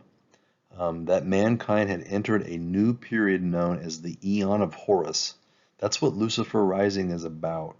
It was completely stimulated and imagined based on Crowley's writings. So you could say that this is a charged movie. All of this stuff, including the music that was produced for it, is all charged by the enemy. So continuing on, we're going to move on to Bobby Beausoleil. So, in 1967, as we mentioned previously, Kenneth Anger hired Bobby to star in the film Lucifer Rising. He was to symbolize Lucifer. And it was at this time that Bobby had also met Charles Manson and become associated with the communal group known as the Manson family. And so Manson, later on, Manson had convinced Beausoleil to kill a man named Hinman and to make it look as if the Black Panthers had done it as part of Manson's ideology that a race war was imminent and part of what he called Helter Skelter, which he received from listening to the Beatles' White Album. So it's starting to get complicated now because there's so many players involved. But essentially, and we'll discuss the Beatles in a minute, but if you recall, I mentioned earlier that the Beatles went to India in 1968 and somewhere in the 60s, and they took a course on transcendental meditation, and while they were over in India smoking hashish, they wrote the lyrics for many of the songs on the White Album, including Helter Skelter. And then later, the Mansons were taking mind-altering drugs and listening to that charged music, and Charles Manson claims that he received a message that was an apocalyptic message about a race war that was coming and how they needed to start killing people and doing sacrifices for, quote, God, right? And so now we're seeing the fruit of that later when he puts Bobby, when he's able to manipulate. You got to understand, Charles Manson was a master manipulator. He was just like the devil. He was able to manipulate entire groups of people. All cult leaders are amazing at doing that. They're given a supernatural power to a power of divination where they can actually mesmerize and enchant people. And I think it's through witchcraft. I think that they put a curse on someone and they hex them. They put a spell on these people. So that's exactly what Charles Manson did. Bobby Beausoleil has opened himself up to all this garbage because he's writing these lyrics for these movies like Lucifer Rising. He's involved with people like Kenneth Anger. He's joined the Church of Thelema, so he's obviously fresh and ready to be manipulated. And then, boom, he jumps in, with the Manson family, and now Charles Manson, being this high-level mesmerizer, is able to put a spell on Beausoleil. So the next thing you know, Bobby Beausoleil and Susan Atkins stabbed Hinman to death. Now it says that Beausoleil stabbed Hinman to death while Hinman, a devotee of Buddhism, repeated a Buddhist chant. Think about that for a second. That was actually discussed in the courtroom. They said that he went into a chant where he tried to empty himself while he was being stabbed. So that tells you the power of the Eastern mysticism in his life. And then as Hinman lay dying in court, they testified that Beausoleil and Susan Atkins took turns smothering him with a pillow until he died. Now Susan Atkins, she's the woman here in the middle down below who's kind of smirking at Charles. She's the one who would later help kill Sharon Tate Roman Polanski's baby, Roman Polanski's wife and her baby, which we'll go to next. So I'm trying to keep it all straight. After they killed Hinman, Bousselet wrote the words "political piggy" on a wall in Hinman's blood in an attempt to lead police to believe that the murder was done by a group of radicals. He then dipped his hand in Hinman's blood and left a paw print attempting to symbolize the Black Panthers as a way of misleading the investigators. So these guys were just obviously about as sadistic as they get. Now, according to the LA District Attorney's Office, this slaying became the first in a series of murders committed by the Manson family that set in motion the helter-skelter scenario that Manson envisioned and preached would happen in the near future. So accompanying Bousselet that night were Susan Atkins and Mary Broomer. And then 18 months later, Susan Atkins would accompany Tex Gordon in the infamous Tate-LaBianca murders. So, once again, we're connecting Aleister Crowley, who was, Kenneth Anger worshipped Crowley to the point where he made films and music all about Crowley. Bobby Bousselet worshipped Crowley and even starred in these films. And then we're seeing Bobby Bousselet as part of the Manson family, and he and Susan Atkins murdered this man named Hinman. And then later Susan Atkins goes and ends up murdering Polanski's wife and baby. So we're going to see the connection there in just a moment. And before I move on, bottom left is a picture of Bobby Bousselet.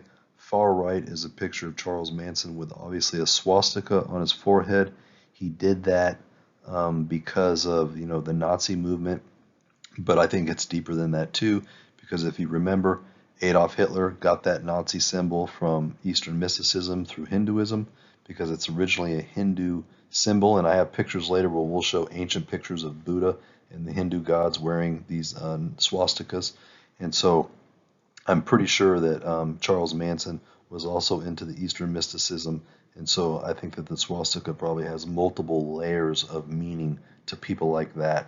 It means Nazism and the whole genetic, Aryan thing, but then and above and beyond that, it also has the Eastern mystical meaning. All right, guys, for those of you who don't like math, don't worry, this isn't going to be too hard of an equation. But basically, if A plus B equals C, then guess what? A plus C also equals B. What does that mean? That means that like hangs with like. You see packs of coyotes hanging out with packs of coyotes. You see prides of lions. You see certain birds hanging out with other birds. I mean, this is just the nature of things. People and animals and creation tend to flock to their own kind. So it's not a coincidence, We've got Kenneth Anger, who's making, some of the most horrific films in the world. He lives with Bobby Bousselet, and Bobby ends up taking on the role of Lucifer. And then, Bobby also ends up joining the Manson family. That shouldn't be a shocker. And so, Bobby seems to be the tie between Kenneth Anger and the Mansons. The point I'm trying to make is you can guarantee that they all know each other. They're all running together. These people are up late at night partying. They're all part of occult groups. They're doing God knows what kind of rituals and things like that. So all of these characters that I'm going to begin to unravel as we go forward, they're all interconnected. Okay, guys, let's continue on. So we're going to weave another group of people into this whole madness. Roman Polanski, he's the guy you see on the far right. He's a famous movie producer and writer and director, and that was his beautiful wife, Sharon Tate. Now, Polanski, he's living in the same area. He's hanging out with the same group of people. He knew the Manson family. He was friends and colleagues with Kenneth Anger, who was the other Hollywood producer who produced Lucifer Rising, etc. He just happens to come up with this idea for a film called Rosemary's Baby. Now, I think, based on everything we've read so far, we know where this idea came from. I don't think he just woke up one day and said, hey, I'm going to go ahead and make a movie about, birthing the Antichrist. This was a theme that was being propagated through Crowleyism. That was Crowley's goal, and this guy is highly connected to that whole world. So either one of these people like Kenneth Anger spoke this into his life, or one of these entities that they were communicating with inspired it. But nonetheless, this guy decides to create a film called Rosemary's Baby, which is about a woman who gets pregnant by her husband, and she doesn't realize that her husband has made a pact with a satanic cult to basically sacrifice the child in order to further his career as a movie actor. And so this is almost like life imitating art, if you will, because this whole thing ends up kind of playing out in a similarly sadistic way. You know, Rosemary's Baby, which we just hit the 50th year anniversary of it. Here's a movie about Satanism. Here's a movie about birthing the Antichrist, and it ends up gaining universal acclaim from film critics. It won numerous nominations and awards, and today is considered one of the greatest American horror films ever. So there's a great point. This goes to show you already the breakdown of the things in America, when in the 1960s they're glorifying a movie about Satan birthing the Antichrist. That kind of tells you how far we've come even back then. But what's really awful is that a little over a year after Roman Polanski made this movie, and by the way, this was his big breakout moment, kind of like in the movie Rosemary's Baby. Once the actor in the movie joins the cult, then all of a sudden he starts getting all kinds of roles, and his career is beginning to be projected forward. We kind of see the same thing here. Once Roman Polanski produces this movie and gets all these nominations, now he becomes a big Hollywood elite movie producer. But a year later, in August of 1969, Sharon Tate, which is Roman Polanski's wife, and 5 others were murdered by members of the Manson family. This time it was Tex Watson and Susan Atkins. And if you remember, Susan Atkins was the one who joined Bobby Beausoleil in smothering and killing a man by the name of Hinman. So this is not her first time. And this all took place in movie producer Roman Polanski's house. And of course, Sharon Tate was pregnant at 8.5 months pregnant, which means her baby was literally a week, or literally a matter of a couple of days of coming out. For any of you who have children, I remember what it was like when my wife was 8.5 months pregnant. I mean, the baby was moving so much. I mean, it's completely formed at this point. All it needs to do is just exit the womb, and it's into the world. And so at the time of her death, she was 8.5 months pregnant with their son. When one of the victims asked them who he was and what he was doing there, Tex Watson replied, "I'm the devil, and I'm here to do the devil's business." Tate pleaded to be allowed to live long enough to give birth to her son.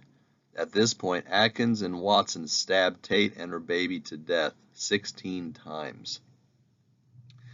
And it was documented in the court trial later. Watson said that while they were killing Sharon Tate, she cried, "Mother, mother." So, this is just hard to even conceive of, but this is a real event that took place. And then, later, well, actually the next day, earlier, as the 4 family members, the Manson family members, were heading back out to Spawn Ranch, which is where Manson and the Manson family lived, Manson had told them to leave a sign, something witchy. And notice that word witchy, because these people are not just a bunch of acid-dropping, junkies. They're witches. They're into the occult. They're into a bunch of satanic stuff. So Susan Atkins took the blood from Sharon Tate and her dead baby, and she wrote the words "pig" on the house in front of in Tate's blood on the front door. And then the next day, Charles Manson actually participated with the same group in the killing of the LaBianca family. So, this is just an insane account here, and you can clearly see the manifestation of this whole thing. That Charles Manson is the one who claims to have received a message from the Beatles, and he was into a lot of occult stuff. and he was connected with Kenneth Anger, and he was Charles Manson was a Crowley follower. So we're now beginning to see the fruit of Crowley downstream, 60 years later. But what I thought was interesting is, Sharon Tate, she had starred in a film in 1966 called The Eye of the Devil. And in this movie, David Niven plays the owner of a vineyard who's called back to the estate when it falls on hard times. Accompanied by his wife, Deborah Kerr, the couple are confronted by a beautiful witch by the name of Sharon Tate. So Sharon Tate played this role as a witch who also lived on the estate with her brother, and as time passes by, it becomes clear that a blood sacrifice will be expected to return the vineyard to its former glory. And the reason I bring this up is, nobody deserves what happened to these people. I mean, nobody deserves to die this horrible death. This is just an absolute, disgusting horror. But when you look, we sometimes invite these things into our life. I've already said that the Bible teaches that bad company corrupts good morals. Whoever you're rubbing elbows with, they'll rub back and they'll rub off on you. And there's an old saying that the company you keep is the trouble you meet. And so, when you're married to people like Roman Polanski, who's clearly, a Luciferian, and I'm going to demonstrate that here in an upcoming slide, some of the fruit in his life. But when you're married, when you choose people like that for a mate, and you have connections with people like the Mansons, and you're making movies called the Eye of the Devil, where you're starring as a witch, and you're having to go through that role playing, and then later in the movie there's going to be a satanic blood sacrifice. You're opening that door and you're inviting the enemy into your house, and you don't know how far it's going to go. And in this situation, it cost her life and the life of her baby. So here's Rosemary's Baby. It was filmed in this building here in the center called the Dakota Building. This is actually where John Lennon lived and where John Lennon was shot and killed. And so, in this movie, where this movie was filmed, there's a lot of occult stuff going on in this building. You hear, Rosemary hears people chanting and doing rituals throughout the building. And so, we've talked about charged writings and charged documents that were inspired from the dark side. We've talked about charged objects, and we've talked about charged art, like Nicholas Roerich's art was charged demonically. And we've talked about charged music. Guys like Jim Morrison, who said that he connected with his spirit guide when he wrote Break On Through to the Other Side, and people like Ozzy Osbourne, who wrote a song to Mr. Crowley. There's all these different charged, things. Well, now I think we're dealing with a charged building. This place is haunted, if you will. When they filmed this movie there and they were portraying Satan, coming in and raping this woman and birthing the Antichrist, that's obviously from the dark side. The idea for that movie, and all of everything moving and pushing this along was spiritual. And so now we're seeing that this building is charged, and unfortunately that same spirit gets a hold of John Lennon later and ends up murdering him, working through a human vessel. But in the movie, on the bottom left you see Rosemary's face when she discovers what's going on. On the bottom right, this is actually from the movie. This is who ended up raping her. This is Satan somehow incarnates into our plane of existence. He rapes Mia Farrow while she's been drugged, and then she ends up giving birth to the Antichrist. And in the top right, this is the satanic coven who tells Rosemary, "Don't worry, it'll be okay." And he has his father's eyes. So it's a pretty crazy film. And if you watch the movie, you'll learn a lot of details about witchcraft, which I felt like the movie was very well portrayed. You think that it's just science fiction or whatever, but it's actually factual. These covens were alive and present in this time. People just didn't know about it. So just to show you the kind of person Roman Polanski was, which I think we've already demonstrated who he was, but later he was charged with 5 offenses against a 13-year-old girl. And the charges were rape by the use of drugs, perversion, sodomy, and lewd act upon a child under 14, and furnishing a controlled substance to a minor. Now, when he realized that he was going to be prosecuted for this, he ended up fleeing to France in 1978, hours before the sentence was formally conducted. And so he got out of this. And since then, Polanski's lived in France and has avoided visiting countries likely to extradite him to the United States. And this resurfaced again a few years ago where he got arrested and they tried to extradite him, but I think he got out of it. But this woman, this 13-year-old girl, when she grows up, she writes a book over here on the left. Her name is Samantha, and she writes a book, A Life in the Shadow of Roman Polanski. And she describes how at 13 years old, she was invited to Jack Nicholson's condo for a French Vogue photo shoot. And while she was there, she was drugged and then photographed and then raped and sodomized in a hot tub by Roman Polanski. So let's just put that in context. This guy, 10 years previously, had imagined a film called Rosemary's Baby, where a young innocent woman is drugged and raped by Satan in order to produce the Antichrist. And now a decade later, he's going over to his buddy Jack Nicholson's house, and he's drugging a 13-year-old girl and then stripping her down and taking nudie pictures of her, and then raping and sodomizing her, of all things, in a hot tub. I mean, that's as horrific and disgusting as you can think of. And so, these guys are just a bunch of Luciferian Satanists. And there's no telling how far this goes throughout Hollywood, because anybody who's studied Hollywood knows that pedophilia is the predominant thing that takes place in Hollywood. And unfortunately, guys, I hate to do it for some of y'all because you're big Beatles fans, but guess what? They're part of the script too, just like the Rolling Stones. This is a cover of the Sgt. Pepper's album released by the Beatles in the 60s. And on the album, you'll see a picture of Aleister Crowley amongst many others. But Ringo Starr said in a magazine that the people on this cover are people that the Beatles like and admire. Paul McCartney later said that we were going to have photos on the wall of all of our heroes. But John Lennon went on to explain in Playboy magazine that the whole Beatle idea was to do what you want, do what thou willst, as long as it doesn't hurt somebody. And as I'll show you in the next slide, in this group of people right here in the top left is a picture of Aleister Crowley.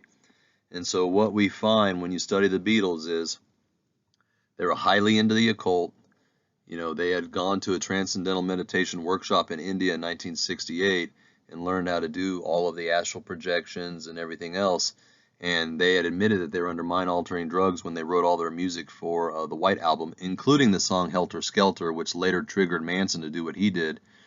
And here, in this picture, you can see I blew it up, or it's blown up on the right, the Rolling Stones. They just happened to include the band, the Rolling Stones, on the cover of their album because they're part of this whole little clique, if you will. But basically, these guys were huge Crowley followers. So in this top left image, it shows a picture blown up of Aleister Crowley right there. And, the Beatles admitted that they had Crowley on the cover. And so, when you study the Beatles, these guys were steeped in Eastern mysticism. They actually had their own guru.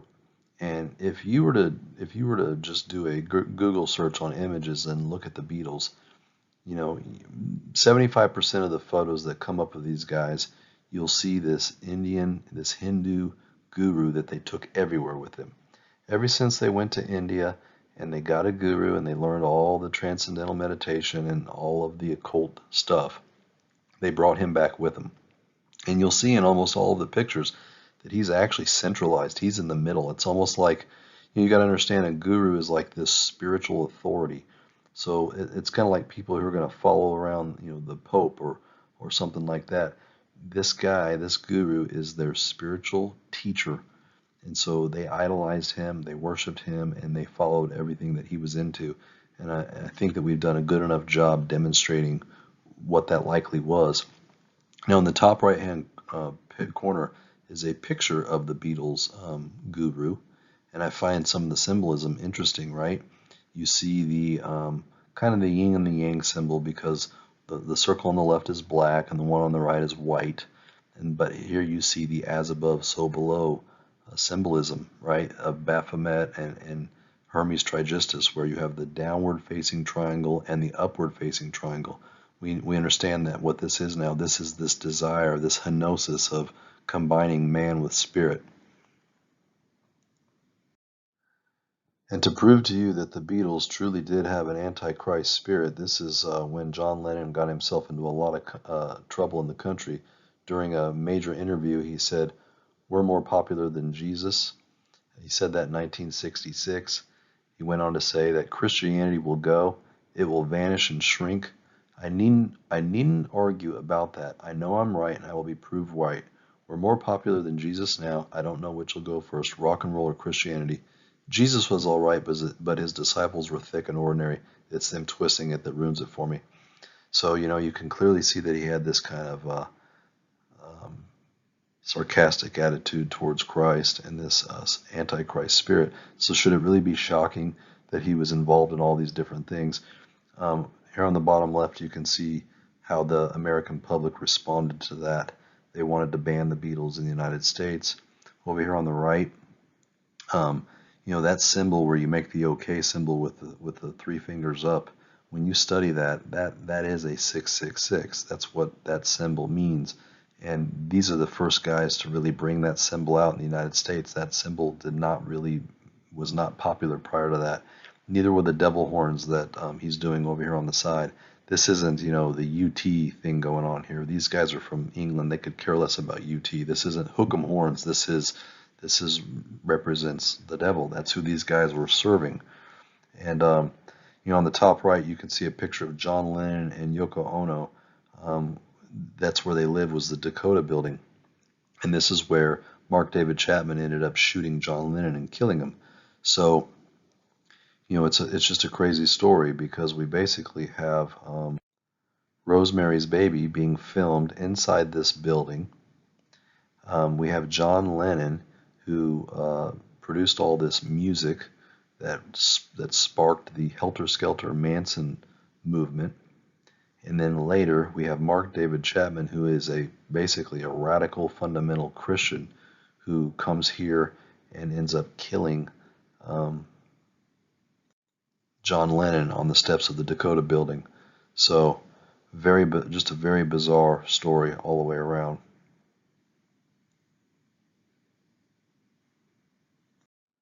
One of John Lennon's big hit songs is called Imagine. Imagine there's no heaven, it's easy if you try. No hell below us, above us only sky. Imagine all the people living for today. Aha, imagine there's no countries. It isn't hard to do. Nothing to kill or die for, and no religion too.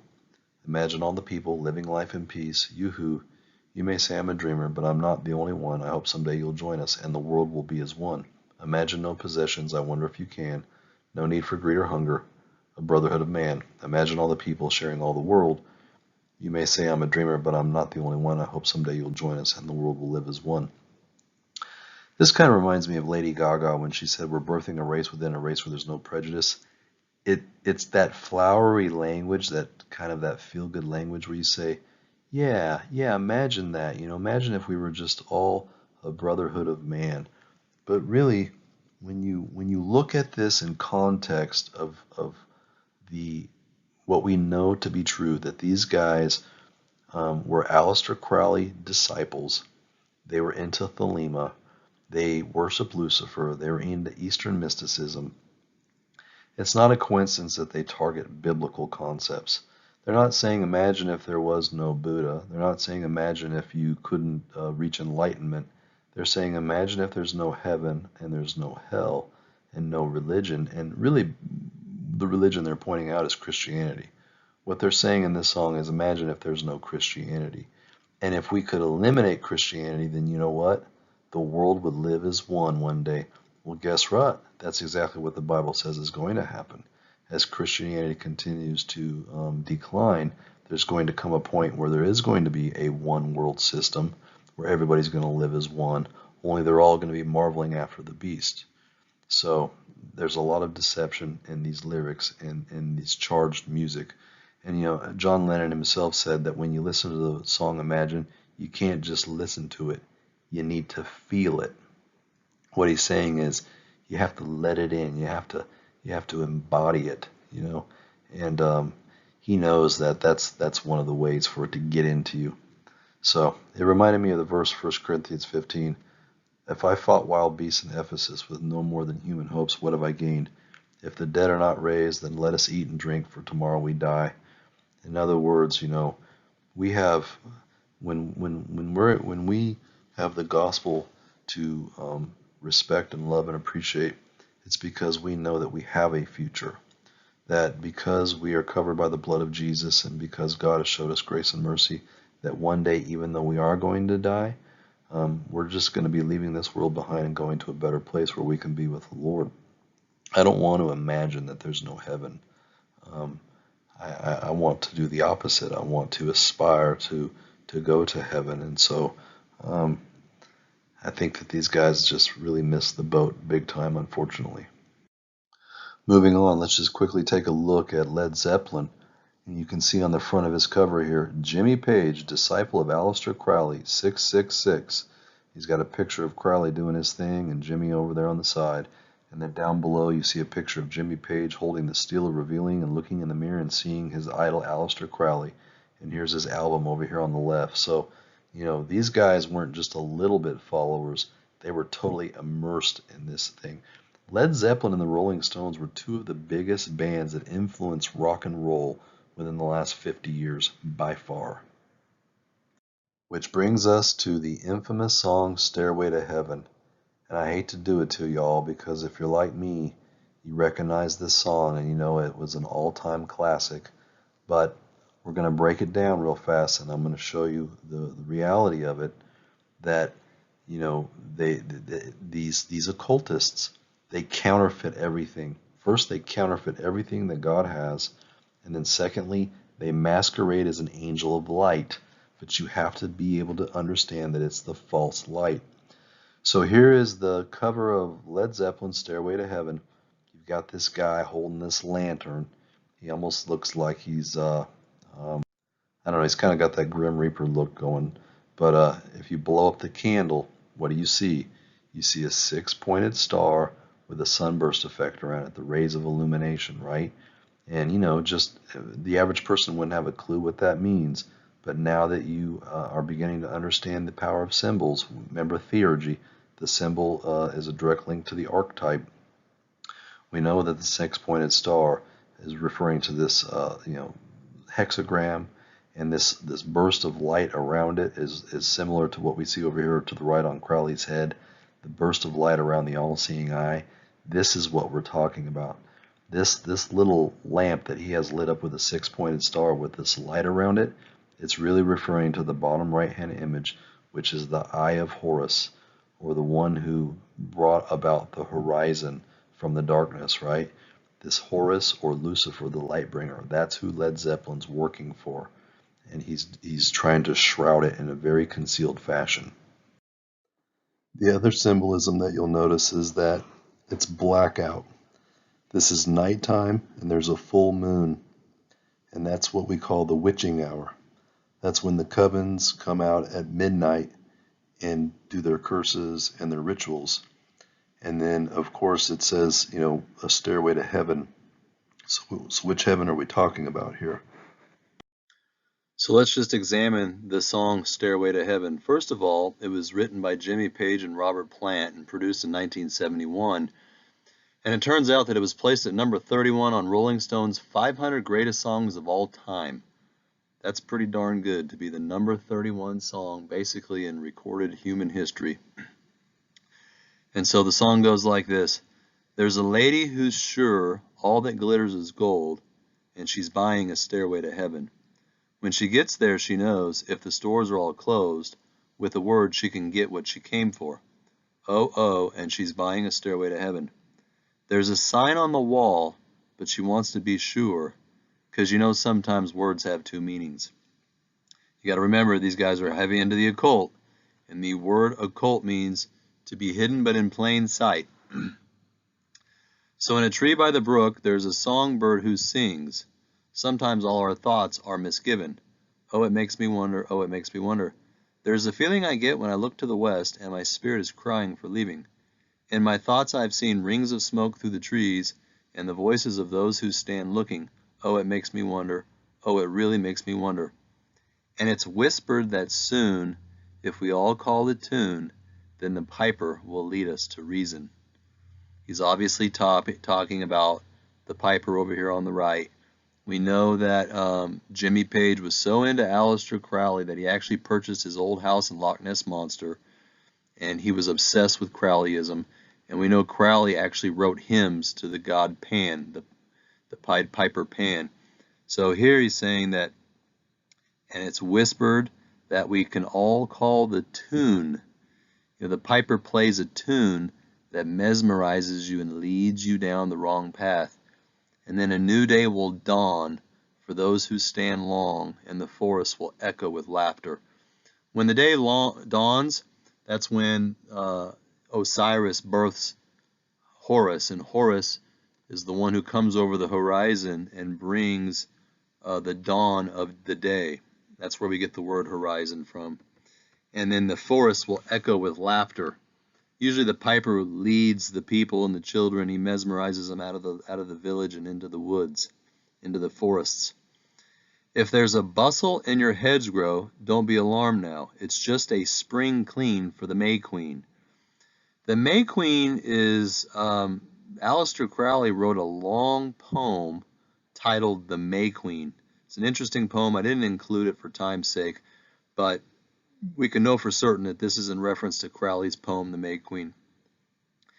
Yes, there are two paths you can go by, but in the long run, there's still time to change the road you're on. And it makes me wonder, your head is humming, and it won't go, in case you don't know, the piper's calling you to join him.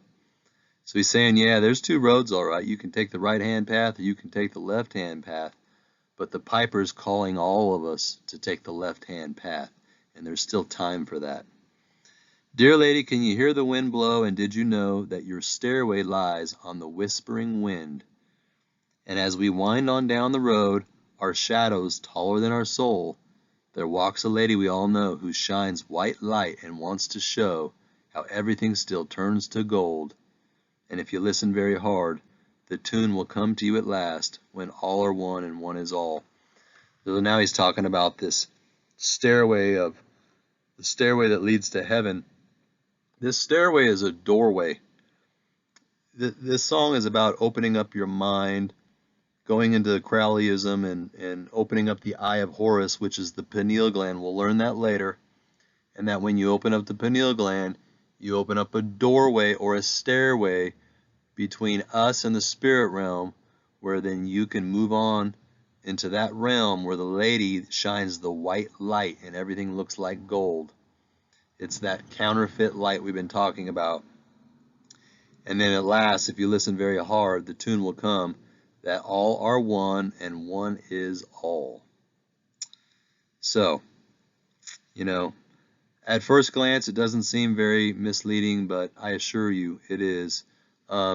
You've got Pan the Piper over here on the right. That's where Peter Pan comes from. That's also where the Disney version of the Pied Piper comes from. Here on the bottom right, I've included an image of the Pied Piper. He's the guy who kind of looks like Peter Pan, who plays his flute and lures the kids out of town.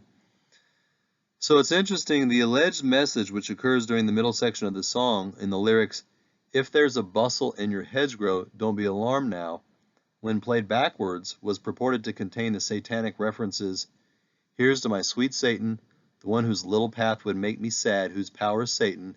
He'll give you 666. There was a little tool shed where he made us suffer, sad Satan.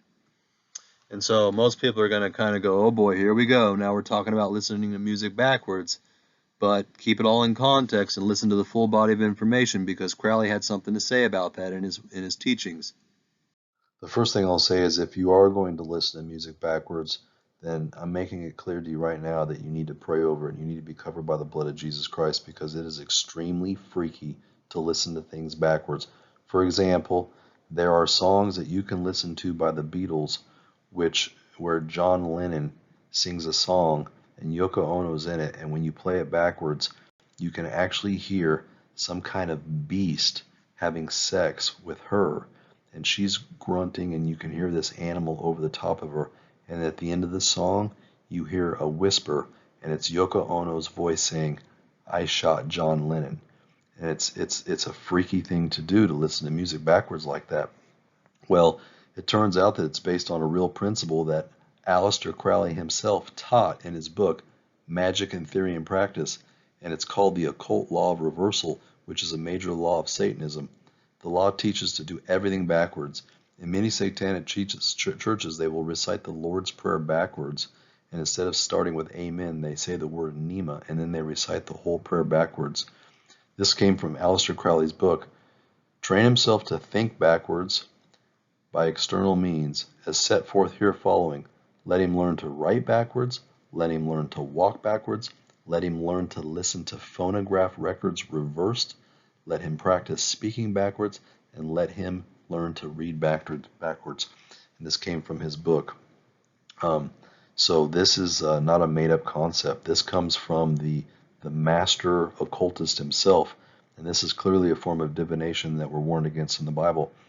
But, if you look at some of the examples of this, for example, they have the Black Mass, which is the entire Roman Catholic liturgy, which is performed backwards.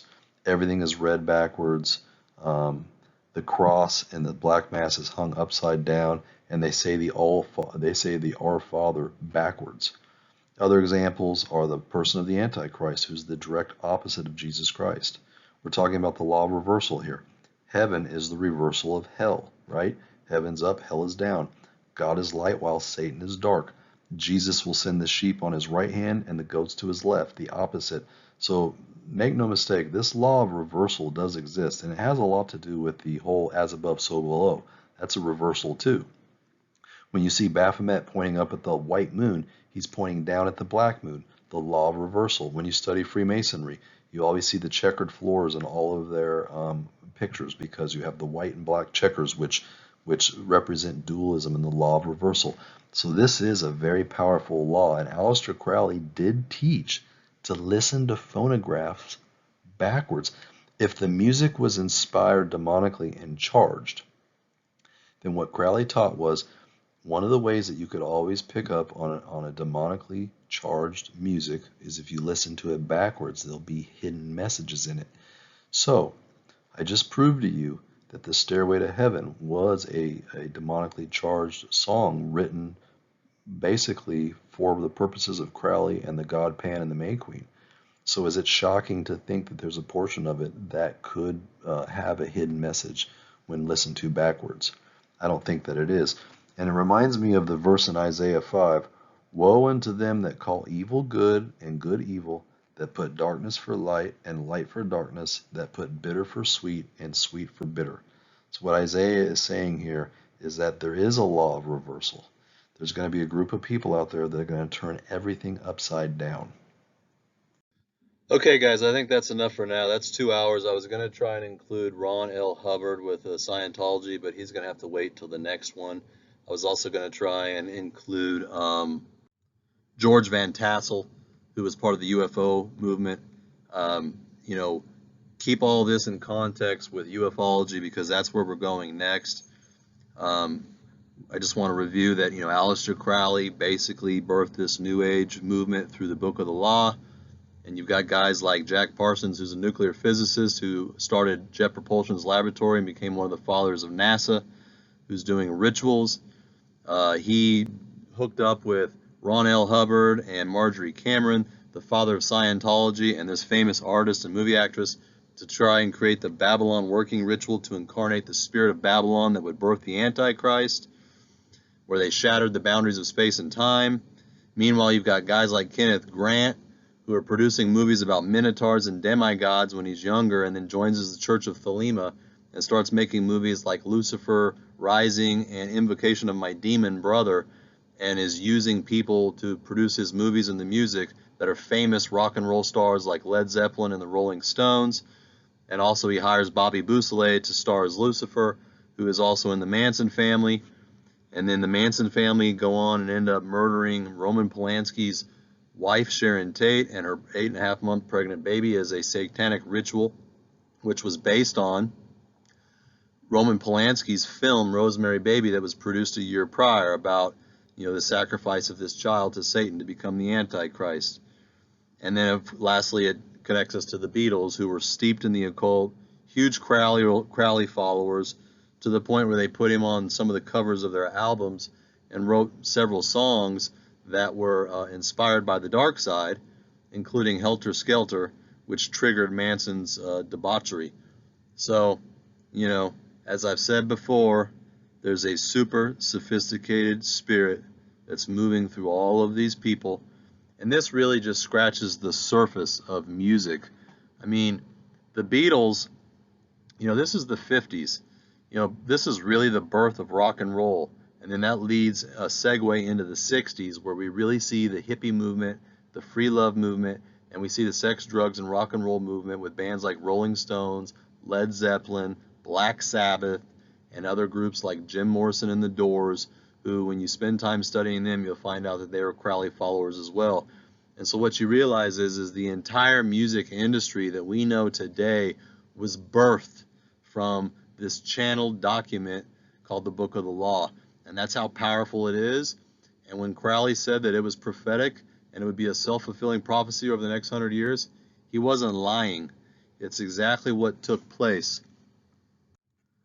For now, we're going to move on to some other areas that are going to start really focusing on the UFO movement, because that's ultimately what the presentation is about, is the last days and how all of this is going to manifest in the future.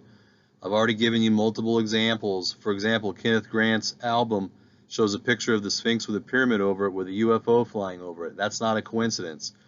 I've shown you things like Jack Parsons, when he did the Babylon working ritual and then his wife saw a UFO the next day, he said that was the spirit, that was the physical materialization of the spirit of Babylon. Later, Marjorie Cameron, when she tried to do a blood ritual and she cut herself, she cut her arms to bleed out in order to connect with the spirit beings and to try to hook up with Jack Parsons' spirit. She saw a UFO over Washington, D.C., and she took that as a confirmation that was spirits, that was Jack Parsons' spirit communicating with her. We've already talked about things like the Cult of Lamb by Kenneth Grant, who said that that lamb, when you do the egg of the spirit, that you enter into the head of lamb and you use his head as an astral space capsule that you can travel through the spirit realm and see other worlds and other extraterrestrial beings.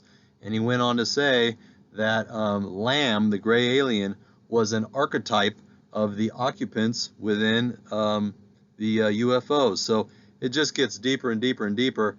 And unfortunately, the rabbit trail is about to go a lot deeper, because here soon we're going to delve into UFO abduction phenomenon and some of the UFO religions, etc. And on that note, I think we're done. We'll see you on the next round.